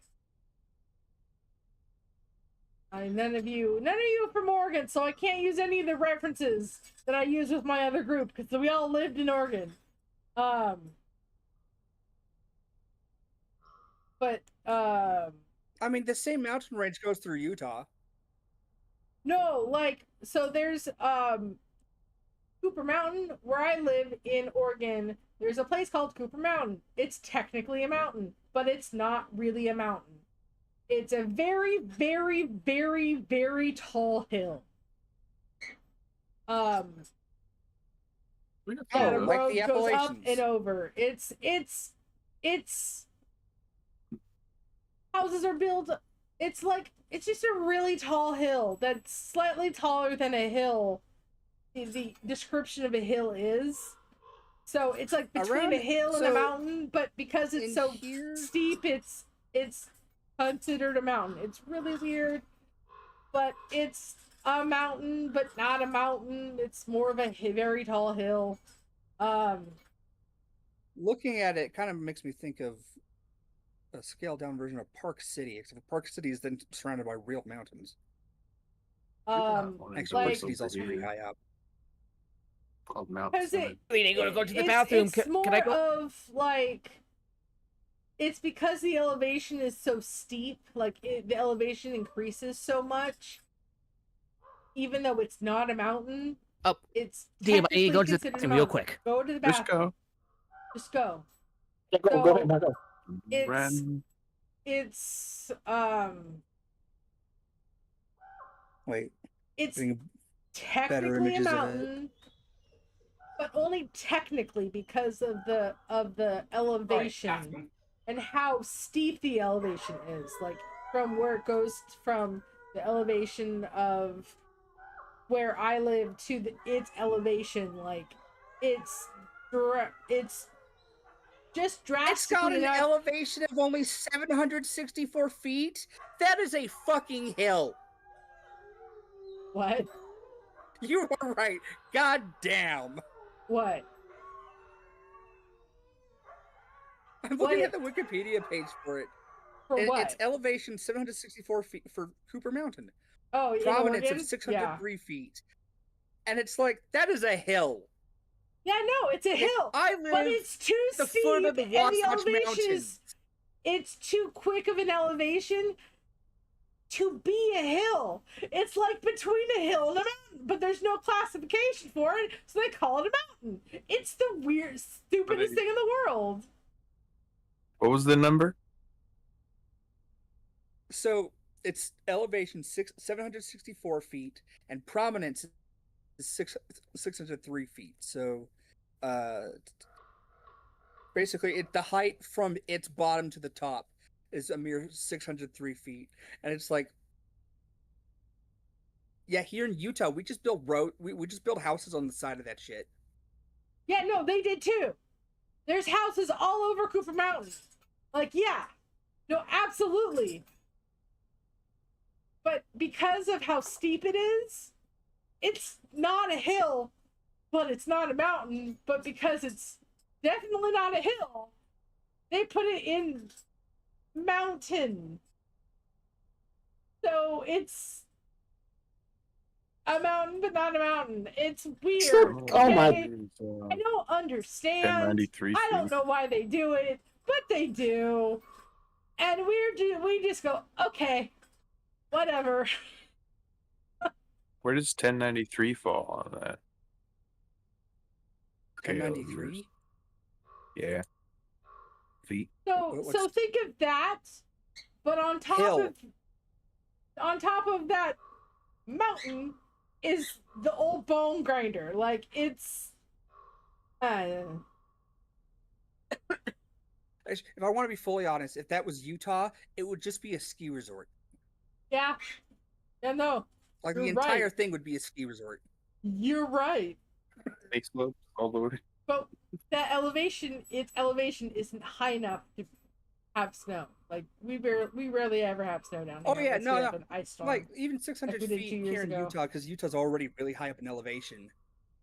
Like I'm almost a mile, Yeah, and I'm not even on like the mountain. 2 or 2.5 hours from the coast, so we're not that high, and we're in a valley, so Yeah, we kind of have to go over a mountain to get to it. But regardless, The base elevation of Cooper Mountain is about like 150 feet. I closed the Wikipedia tab already. Yeah, no, we're really close to sea level. Yeah, no, I know. You're talking to someone that has lived below below Cooper Mountain for the majority of their life. I know it's not a mountain. I also like to piss people off from the southeast by calling the Appalachian Mountains hills. Oh, sorry about that. What did I miss? Nothing. I was just talking Everything. about how Cooper Mountain Station. is not a mountain, and I completely agree 100%. Cooper Mountain is not a mountain, but it's not a hill because it's too steep to be a hill. So they classify it as a mountain. They should have a classification of something between a mountain and a hill, but they don't. Anyway. Yeah, again, sorry. So sorry, I had to suddenly leave. Basically, for a mountain, bit. but Sudden emergency. with a windmill on top of it. The lazy trail we travel that hugs the mountainside, as it descends into fog-filled valley. So you see this. Could be considered a knoll. This never mind. Knolls are rounded. This road kind of curves around and into the fog of where you are. Yeah, there's an informal term, and it's low mountain. Knows. All right. Anyway. No, that is like an off-brand ski resort hill. Yeah, no, I know. You continue to say things that I 100% agree with. But there's not much I can do about it. Because there's no such... It's not a mountain unless there's at least 3,000 feet of elevation. Actually, I have no idea how... No, the classification of a mountain is very vague. That's why they put Cooper Mountain as a mountain. Because it's not a hill. Indiana's it's a very steep hill. But because it's so steep, it's not a hill. Okay, so you guys approach this. Pizza shop on Sunday. Oh, I'm sorry. The semi-official threshold is 2,000 feet above the surrounding area. So by that definition, Cooper Mountain isn't even a third of a freaking mountain. I don't know how to tell you this that I already know. One of my favorite pastimes are mocking things that I don't think are a mountain. Very close to this Cooper Mountain, and I know it's not a mountain, but they call it that because it's so steep. I don't know what to tell you. Yeah. Same thing for out here. All right, so, okay, all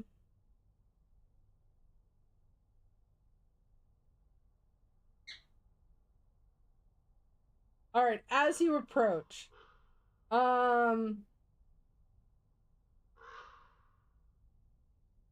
onion domed edifice leans forward and to one side, as though trying to turn away from the stormy gray sky. This is the description of the windmill in the distance that you guys are approaching. You see gray brick walls and dirt-covered windows on the upper floors. A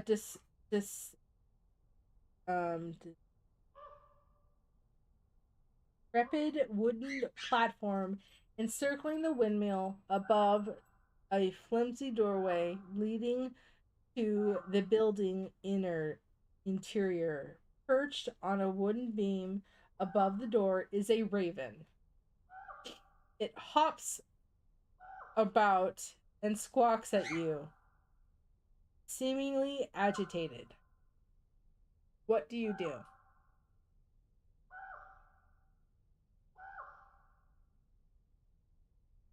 I look at the And bird a you little. do anything. Is this bird like acting hostile towards us, or it's just like calling on us? It's a raven.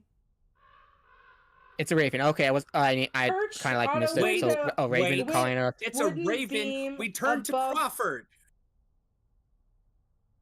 Perched on a wooden beam above the door. This morning I did the potions. It hops about and squawks at you, seemingly agitated. Unless you do something, I can't tell you any more. Crawford, what's your suggestion here? I have run out of water, so I'm going to stop doing Hecka's voice as strong until I get some more water.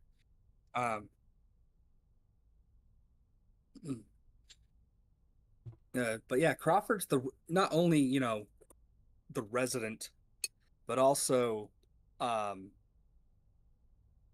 we've heard that a lot of animals can be spies for Strahd, but we already have the wolves here. I will say, Crawford, as he said, with the knowledge of most things, are spies, usually for Strahd. Specifically, ravens are definitely not one of them. In fact, Strahd hates ravens. And most people don't like them either, only because of what they symbolize for Strahd. The fact that Strahd adamantly hates them. I'm trying to think it would be a good idea for Hecka to approach being a bird, or an absolutely bad one because possible uncanny valley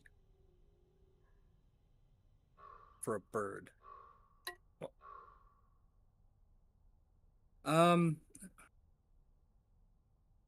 Check. I don't.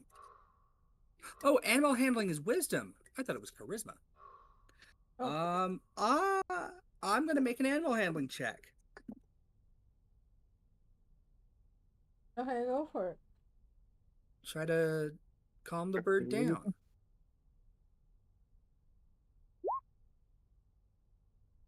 Damn, it almost landed on that 20. Did you roll? Total of 11. But it landed on the 20 for a second and then went to the 8. Oh. And I'm like, hi. What's wrong? Talking to the bird as if it can understand. It's like, do you need help? I'm also a bird. So I'm gonna say something, and it is my experience as a parrot owner. The bird kind of stops and tilts his head, and then kind of shakes and poofs out his feathers, and then kind of does a little shake again and continues something. Continues to walk at you guys, seemingly agitated. Does anyone want to roll me an insight check? Let me check what if I've got that trained. +5. I do not. I've got a +3. I will say, +5. Crawford, Trained. you know specifically that ravens are not spies for are not usually or aren't spies for Strahd. aren't spies for Strahd. They are, however, spies of a different group. Usually, not all of them. Guess this is a. We're dealing with hags, so I'm gonna guess this is a. This is not a familiar. hag. Hags don't. Most things don't like ravens because Strahd doesn't like ravens. A lot of people see ravens as bad omens. But Oh as a wow! So when monster Hector walked hunter- into town with the mask and everything, yeah, no, people Okay, kind yeah, of. that'd be We've been over this. But for you guys specifically, as you were a monster hunter who has kind of traversed the area, you don't by the think way. that way with ravens because ravens are connected to a group that are vehemently against Strahd and more for the safety of the people of Barovia.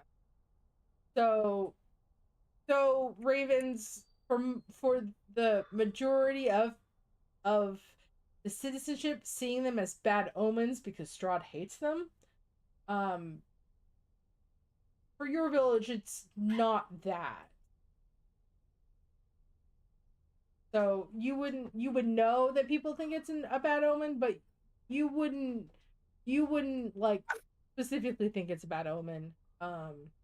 As unless you roll for it, you know that they're part of a group. I'm not going to give you what group they are unless you roll for it. But Is it still insight?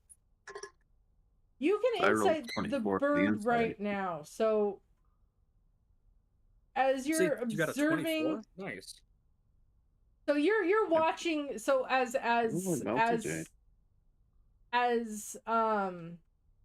Becca is jumping and like is jumping and crumbling a bit of one of their rations for the raven trying because to like birds look. coax and calm the raven down. You're suddenly struck with the realization it's trying to tell you guys something. And it's trying to warn the party of whatever's that something in here is not safe. Like, this windmill is not safe.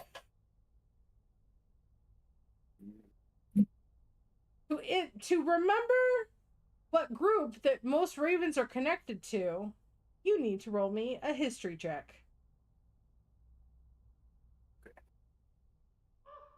Better than religion. I don't know squat about this place, so You don't get to roll because you would have no knowledge of these guys.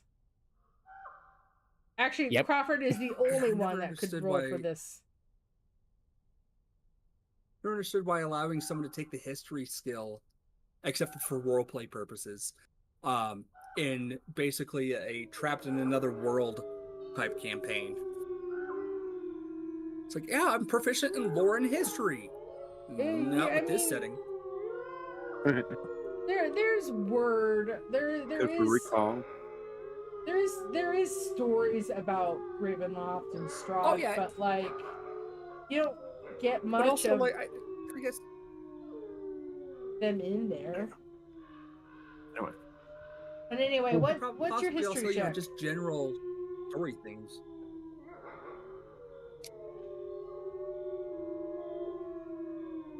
Stay on table. There we go. 17 plus 1. All right, so it's not hard for you 18. because you are a resident of Barovia and you are a monster hunter. You have connections with a lot of different groups. At least the town does. You work with your village, and the hunters from your village have worked with different people to track down dangerous creatures to keep people safe.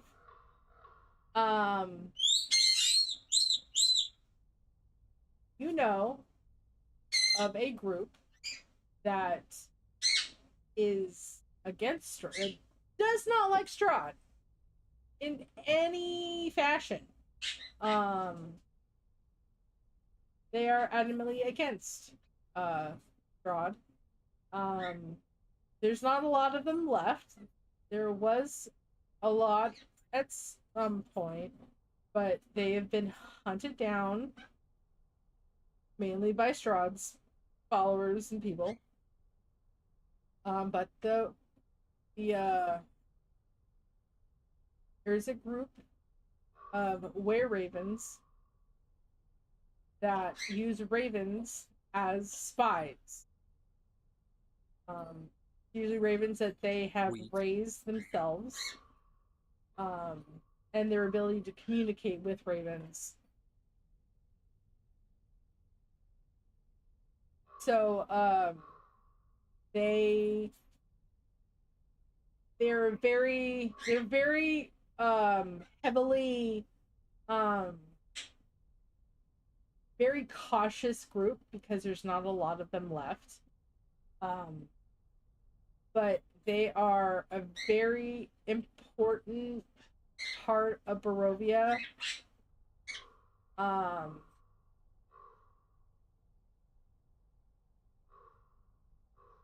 as someone newly left the town, you're not. More veteran hunters would know, you do not. But they do have a active role in keeping Barovia and the people there safe. But they don't tend to really have an open awareness, like people aren't fully aware of it. But yeah, so you know that there's were-ravens, and these were-ravens are a good group that tries, even though people don't like them and people tend to there are false rumors of them being evil and bad because of Strahd. But the whole thing is keeping people safe in Barovia. So take that as you will. You yourself haven't encountered them, but you know of them. Only because your village works sometimes work closely with them if a strong creature comes into contact with them and they need help. But you don't know their true alignment, their true mission in life. All you know is they're really concerned for the safety of the people of Barovia. You don't have to tell anybody that. That's fine. They tend to, like I said, stay on the side of caution and don't really want people to know about them because it endangers the lives of the remaining members of the were-ravens. But yeah, this raven could be a were-raven. This also could be a raven raised by the were-ravens, and it's just letting you know something here is very dangerous. But as it does look at you, Crawford, as you're trying to kind of figure out what it's trying to do. It looks at you. Why is this weird looking bird thing hollering at me? And then just looking at looks at Crawford, and then looks at Heka, and then poofs up again, and then flies off. In the direction of Velaki. Weird raven. Crawford, what do you know about this raven? Northwest. So it flies in the direction of Velaki. That was strange. Crawford, what exactly just happened? You mean west by northwest? Yes. I turn him over when he says that. That's strange. That's the strange thing you saw so far in this damn land. North by northwest. Up a boy. North by northwest. They We should Whatever. be stealth in now. Yeah, Heck is me gonna stealthing. look at Yeah, okay. at Mill. Can you do that, lizard man? Yeah, me sneaking around is just like having a bowl in a glass shop. No, that it's not that I can't, that I don't want to, or that I can't. It's gonna be like hard. Okay. I will say, Crawford, as you look in the direction of, look in the direction of this crow flying. I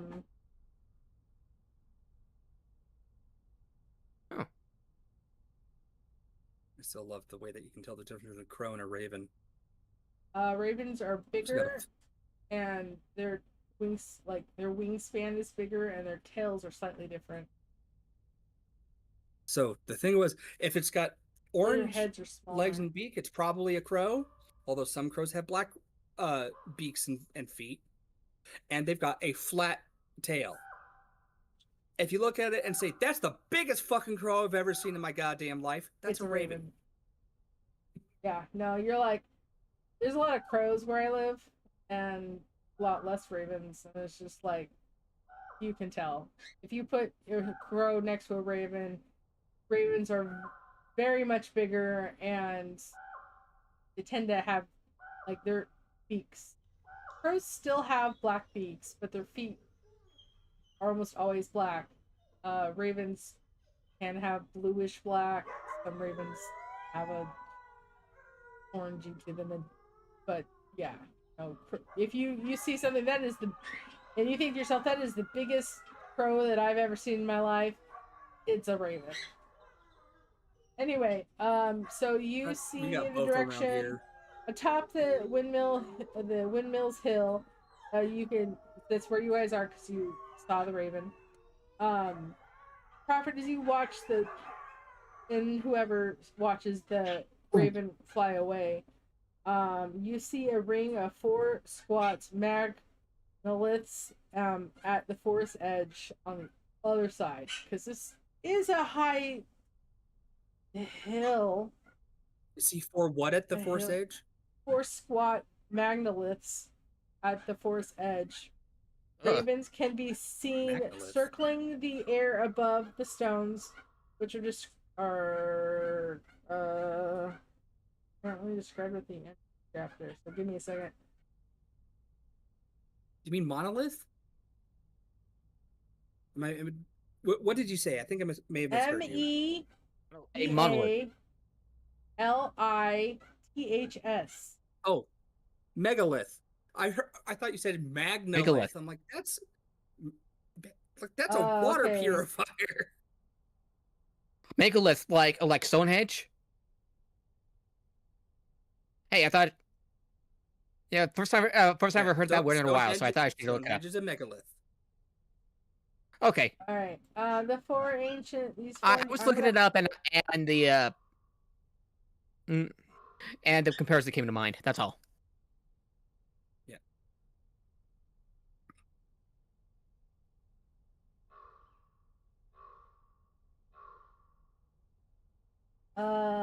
Basically, a megalith is made up of monoliths.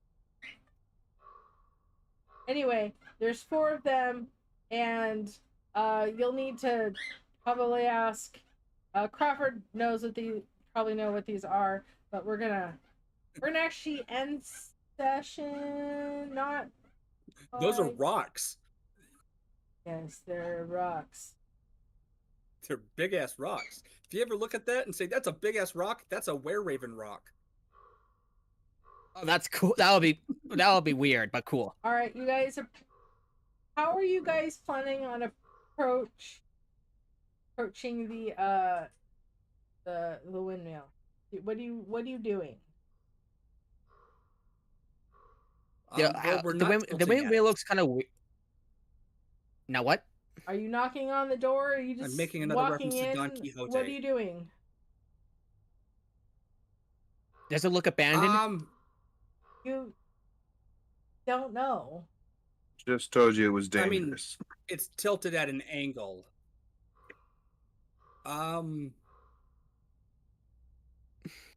Hecka's gonna once again kind of defer to Crawford's judgment, but also suggest All right. maybe if John John feels up to it, take a quick peek, since he's the only one of us with really good stealth. I assume Crawford also has decent stealth. Yeah, okay, with Crawford, yeah, basically, yeah. John's a trained, ninja. but +4 anyway. Yeah. And then my stealth is +2. +0. Is negative. Thanks to heavy armor. Sorry, the mill is 0 with disadvantage. Yeah. Clank, clank, clank, clank, clank. Mills is negative. Goodness sakes. One game that I was in where somebody who was a paladin had 10 strength, or I'm sorry, not strength, dex, and so stealth of 0. They were the only one to succeed the stealth check. So they got like an 18. Is no windows at ground level.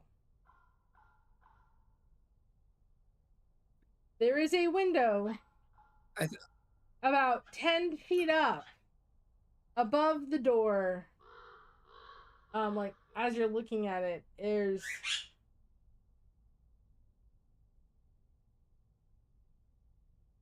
all right. Do you need me as a stool? Do you need me the window that surrounds is what was boost? the Raven was standing on, and like jumping and being all agitated. That's like 9 feet above the about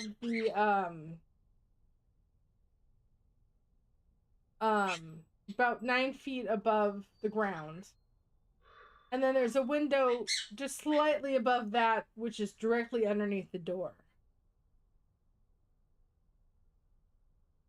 Is there a cellar entrance?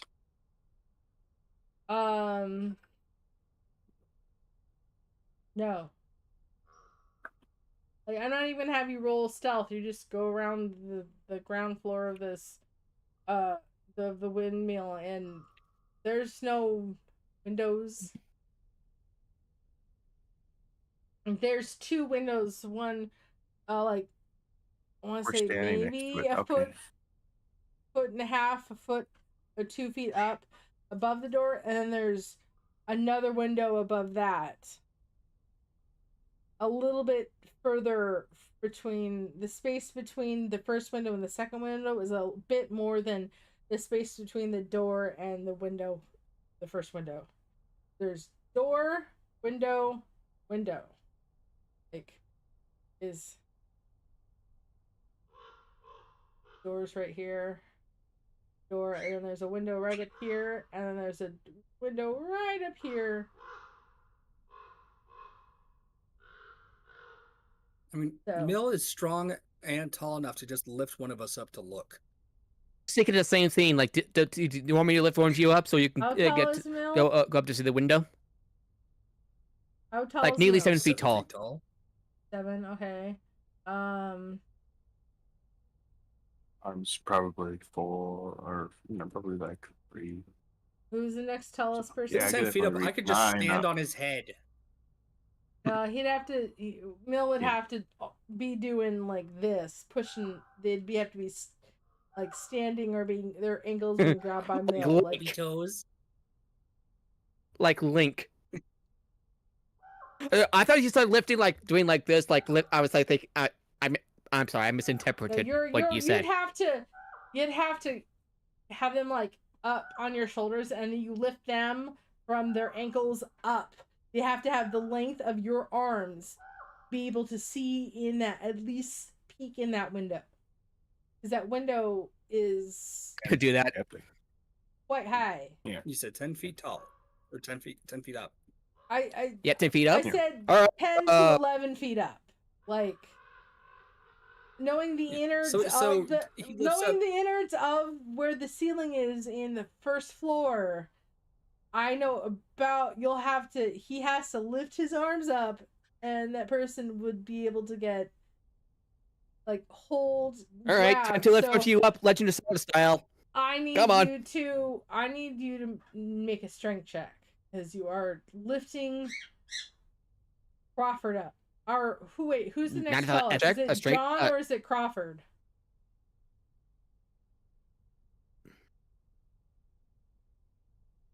All right. Is anybody gonna respond to me? Who's taller, Crawford or John? I'm checking. I got 7 plus. I need height. I'm 5. Height.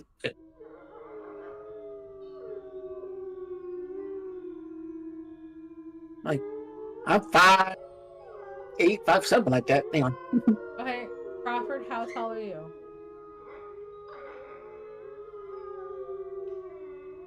Wait, John, do you have acrobatics? Yes, I do. I'm a monk. Yeah. So yeah, we've got a monk. We've got a rogue monk. Like he could just straight up stand on top of Mill, and not worry about falling over. No. So you got Mill just doing a strength check. I'm saying what has to be done. I'm saying what has to be done is he has to hoist someone up with his strength.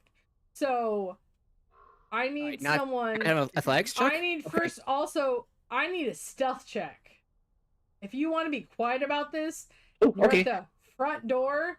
Oh actually, God! There's actually windows. Stealth check too. There is. You don't have to be part of the front door. Why the hell were we joking? There is a window. Wait, how much of a ledge does this thing have? Oh God! Do I have to roll a stealth check too? Does the window have? Oh no! How much of a ledge does the window have? Not much. I will say. So what? So between the first, hold on. Between the first and second floor, hey guys, there looks to be what a walkway once was. Kind of like a, I don't know. It definitely looks like I'm 5'9". Like it had like maybe shade or like a platform between the first and second, but it's not been taken care of, and it's old. It definitely is falling apart. Maybe someone could stand on it, because if you circle the house, there are 4 windows. There's a window above the on this, basically what you would presume to be the second floor, just above this wooden platform, or this falling apart wooden platform that encircles the windmill.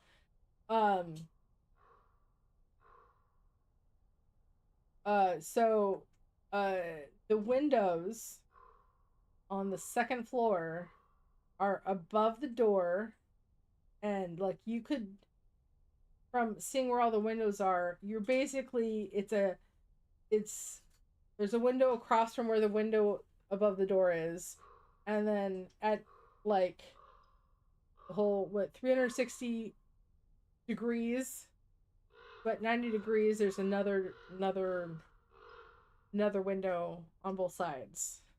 You can draw a line so there's the door. This is the door. There's a window here. There's a window parallel to the window that's above the door, and then there's another window parallel to the window on the other side. Get what I'm saying?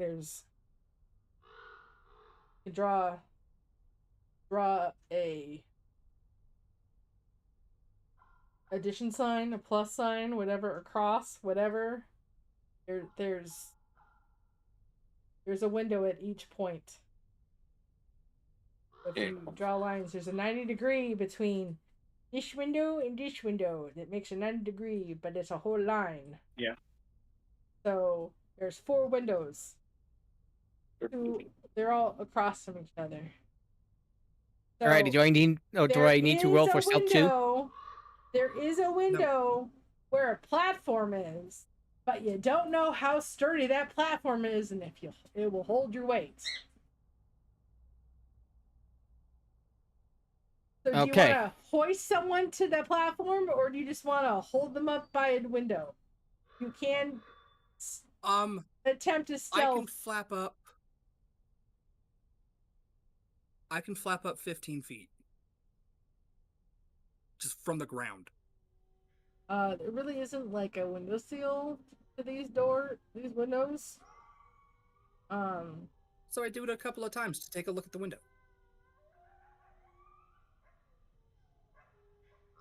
That's not obvious at all. Do you want to do it? My question. Okay, my new question. Do you want to do it stealthy or do you not? I'm gonna try to do it stealthy. So this is why Mill needs to basically roll a stealth check first. If you're doing it. Well, what I was thinking of, we don't get Mill involved yet. I've got a decent stealth. I just do a quick peek with the wing flap ability. And then if I notice anything real quick that is immediately obvious that, okay, someone else needs to take a look at it, then we get Mr. +0 with disadvantage to carry someone. Okay. So what window do you want to do it at? The window above the door? The window that's parallel with the door? Because that... Or the two windows that are to the right and left of the door? Let's do the one above the door first. Okay. Since we're going to be going... Since if we enter... Or when we enter, it'll be through. Yeah, that's a good idea. Well, I'll start with one of the ones to the side. You wouldn't know if this window is looking into where this door leads into until he got there. Yeah. So I'll start with the one above the door. Okay.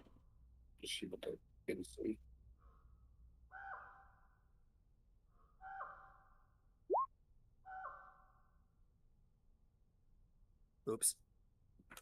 Oh. All right, so you fly up and you... We're not rolling well today, folks. You're basically... You don't really... Hold on. I have no clue. Unlikely. I would like to assist. How? I gave the warning, be stealthy. Okay. So you kind of... Don't be suspicious. Don't be suspicious. Don't be suspicious. Absolutely. Making his own stealth music.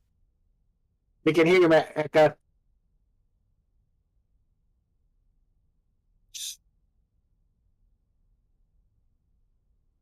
All right.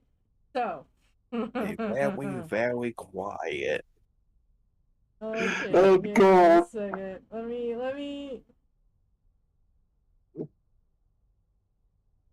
We're hunting hags. Let me read Can I say that bit out loud? I meant we're here to ask a couple of questions and then peacefully leave.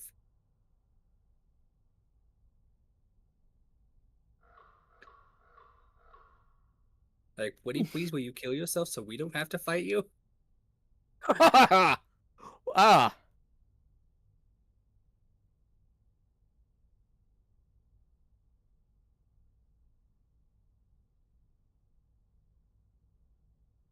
All right.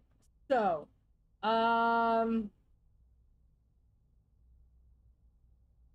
you aren't. You know when, like in the movies, when someone like gets on thing and they're losing the footing and they're trying to get footing, and so because you have the weird boots or you're doing this without the boots and it's your talons doing it, you're making noise as you're like not getting good grip.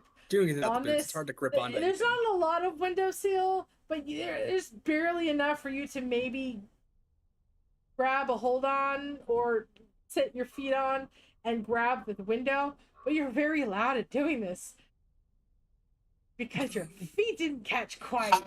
Are you doing this without your shoes or with your shoes? What are you doing? Without, like I said, without shoes, because like you know, it's easier for you to grip on things. So you're everybody below you can hear you do this, but your talons are scratching at the wood trying to get a grip of it, and you're like, whoa, whoa, whoa, whoa, whoa.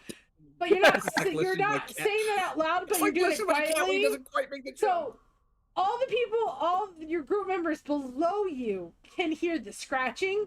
They can't hear you go whoa, whoa, whoa, whoa as you're trying to grab on and catch yourself, because you weren't trying to get up there and if there was enough perch on there, but you saw that there was just enough, but not quite, and you're trying to grip as best as possible, and you kind of finally grab onto it, and you look into it, and it's like what you presume a windmill, a mill to have. So let's see. And there's a very annoyed hag on the other side looking like this is a very dirty window, just FYI. Very dirty. You can't really see in, you can see in, but it's where the like the stone plate is, and the thing that goes around and crushes whatever's on it it's grinding. The grinder, like that's where this is, and you grab onto it, and you see it like the windmill windmill is turning very like rickety, but it's turning, so the windmill does function. You catch on, and you after saying whoa, and as you catch, you look in and see the grinder moving, and you see a man right there, and he hears the grabbing on and the whoa whoa whoa and the scratching at the window, and he looks at you. You look back at him, you make contact. It's an old man. Old man just standing there. Oh no. He's a little confused. And I'm just gonna go, he goes to approach the window. because I'm obviously caught. I'm just gonna go, Because hi! you're caught and you're right there. He's not threatening, like how to, like what the heck. He's confused. He's a very confused look on his face. Like, why is someone doing this? And what the hell? What in the dark powers is like this? Like you would. Why is there a fat child with a weird face at my window? Yeah, like what is going on? And so a heavy set old man with wrinkles, and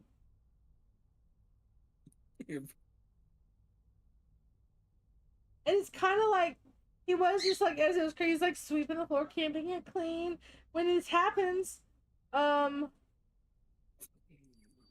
it's just like you're not quite.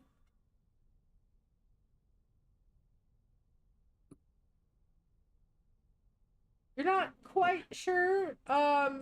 Dirty apron. You can't really tell because this window was very dirty. Dirty apron, maybe flour. You're not 100% sure.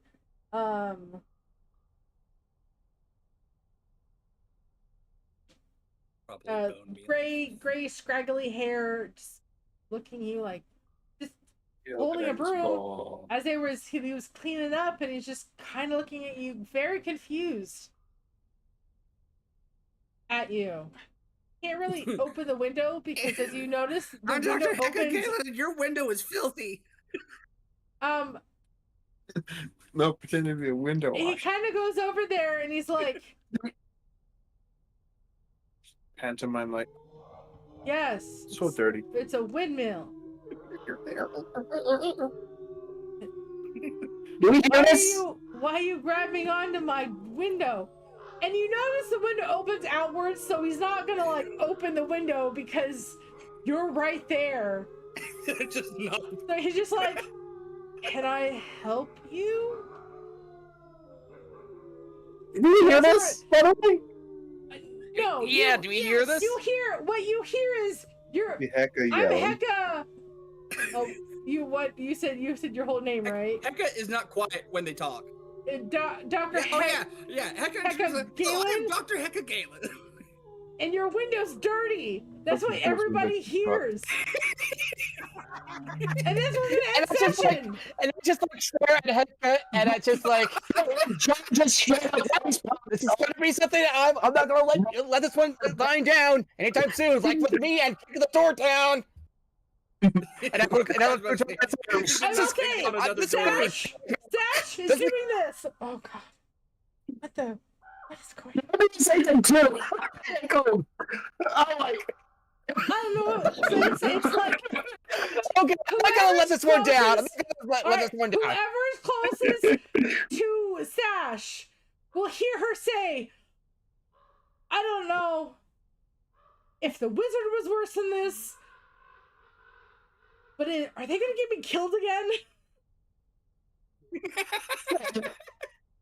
I hope not. Jesus. The funny thing is Hika is also a wizard. Or this group was going to get me killed the second time.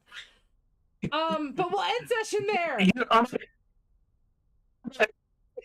No luck with wizards, huh? John's like this too, like, oh. Not only that, no luck with flying wizards. And which I don't quite fly, but it's close enough. John, I'm not gonna let this one down with Hecka. Okay, this is payback. I will just say I love the fact that you guys forgot you had a flying broom. Difference. I failed a check. Well, he did almost hit an important leader with the door. I just want to point out. No, but you say, guys, I knocked. Guys, I love how Hecka forgot he had a flying broom. No, do you know what's fucking funny? Yeah. Earlier in the session, I thought about after Mill threw me. I'm like, wait, I've got a flying broom. I could have just used that. Yeah. And then I forgot again. And then you forgot again. You had a flying broom on you. So there's that. But we're gonna end session there, and then forgot one of my patients and left her behind. I forgot the broom that kicked my ass. You should use it in a cool stunt, then you won't forget about it. So there. Next week we'll figure out what happens, if this was a bad encounter or a good encounter. We just want to say thank you so much for hanging out with us tonight. And we will all see you next Tuesday at hopefully 5 o'clock sharp. But who knows? But I guys hope you have fun. You guys have a wonderful evening. Thank you so much. Yeah, I love this group, man. Guys, we're a bunch of dumbasses. There's no words for you guys. The first thought that I had for what Hecka to say was the first thought I had for what Hecka to say was, "Hello, I'm Dr. Hecka Galen. Do you eat children or work with those that do?" Well, it's good that you did not say that. Anyway, thank you again. Like I said, thank you again so much, everyone, for sticking around and watching us and this group. You always put a smile on my face. Comedic disaster. Yes. Well, I mean, you're not wrong. Hecka has an intelligence of 18. Hecka has an intelligence of 18 or 19 and a wisdom of 16. You think that they would make better choices? You think he'd make better choices because he's both wise and intelligent. But you know what? Sometimes even the smartest and wisest person doesn't make the wisest and smartest choices.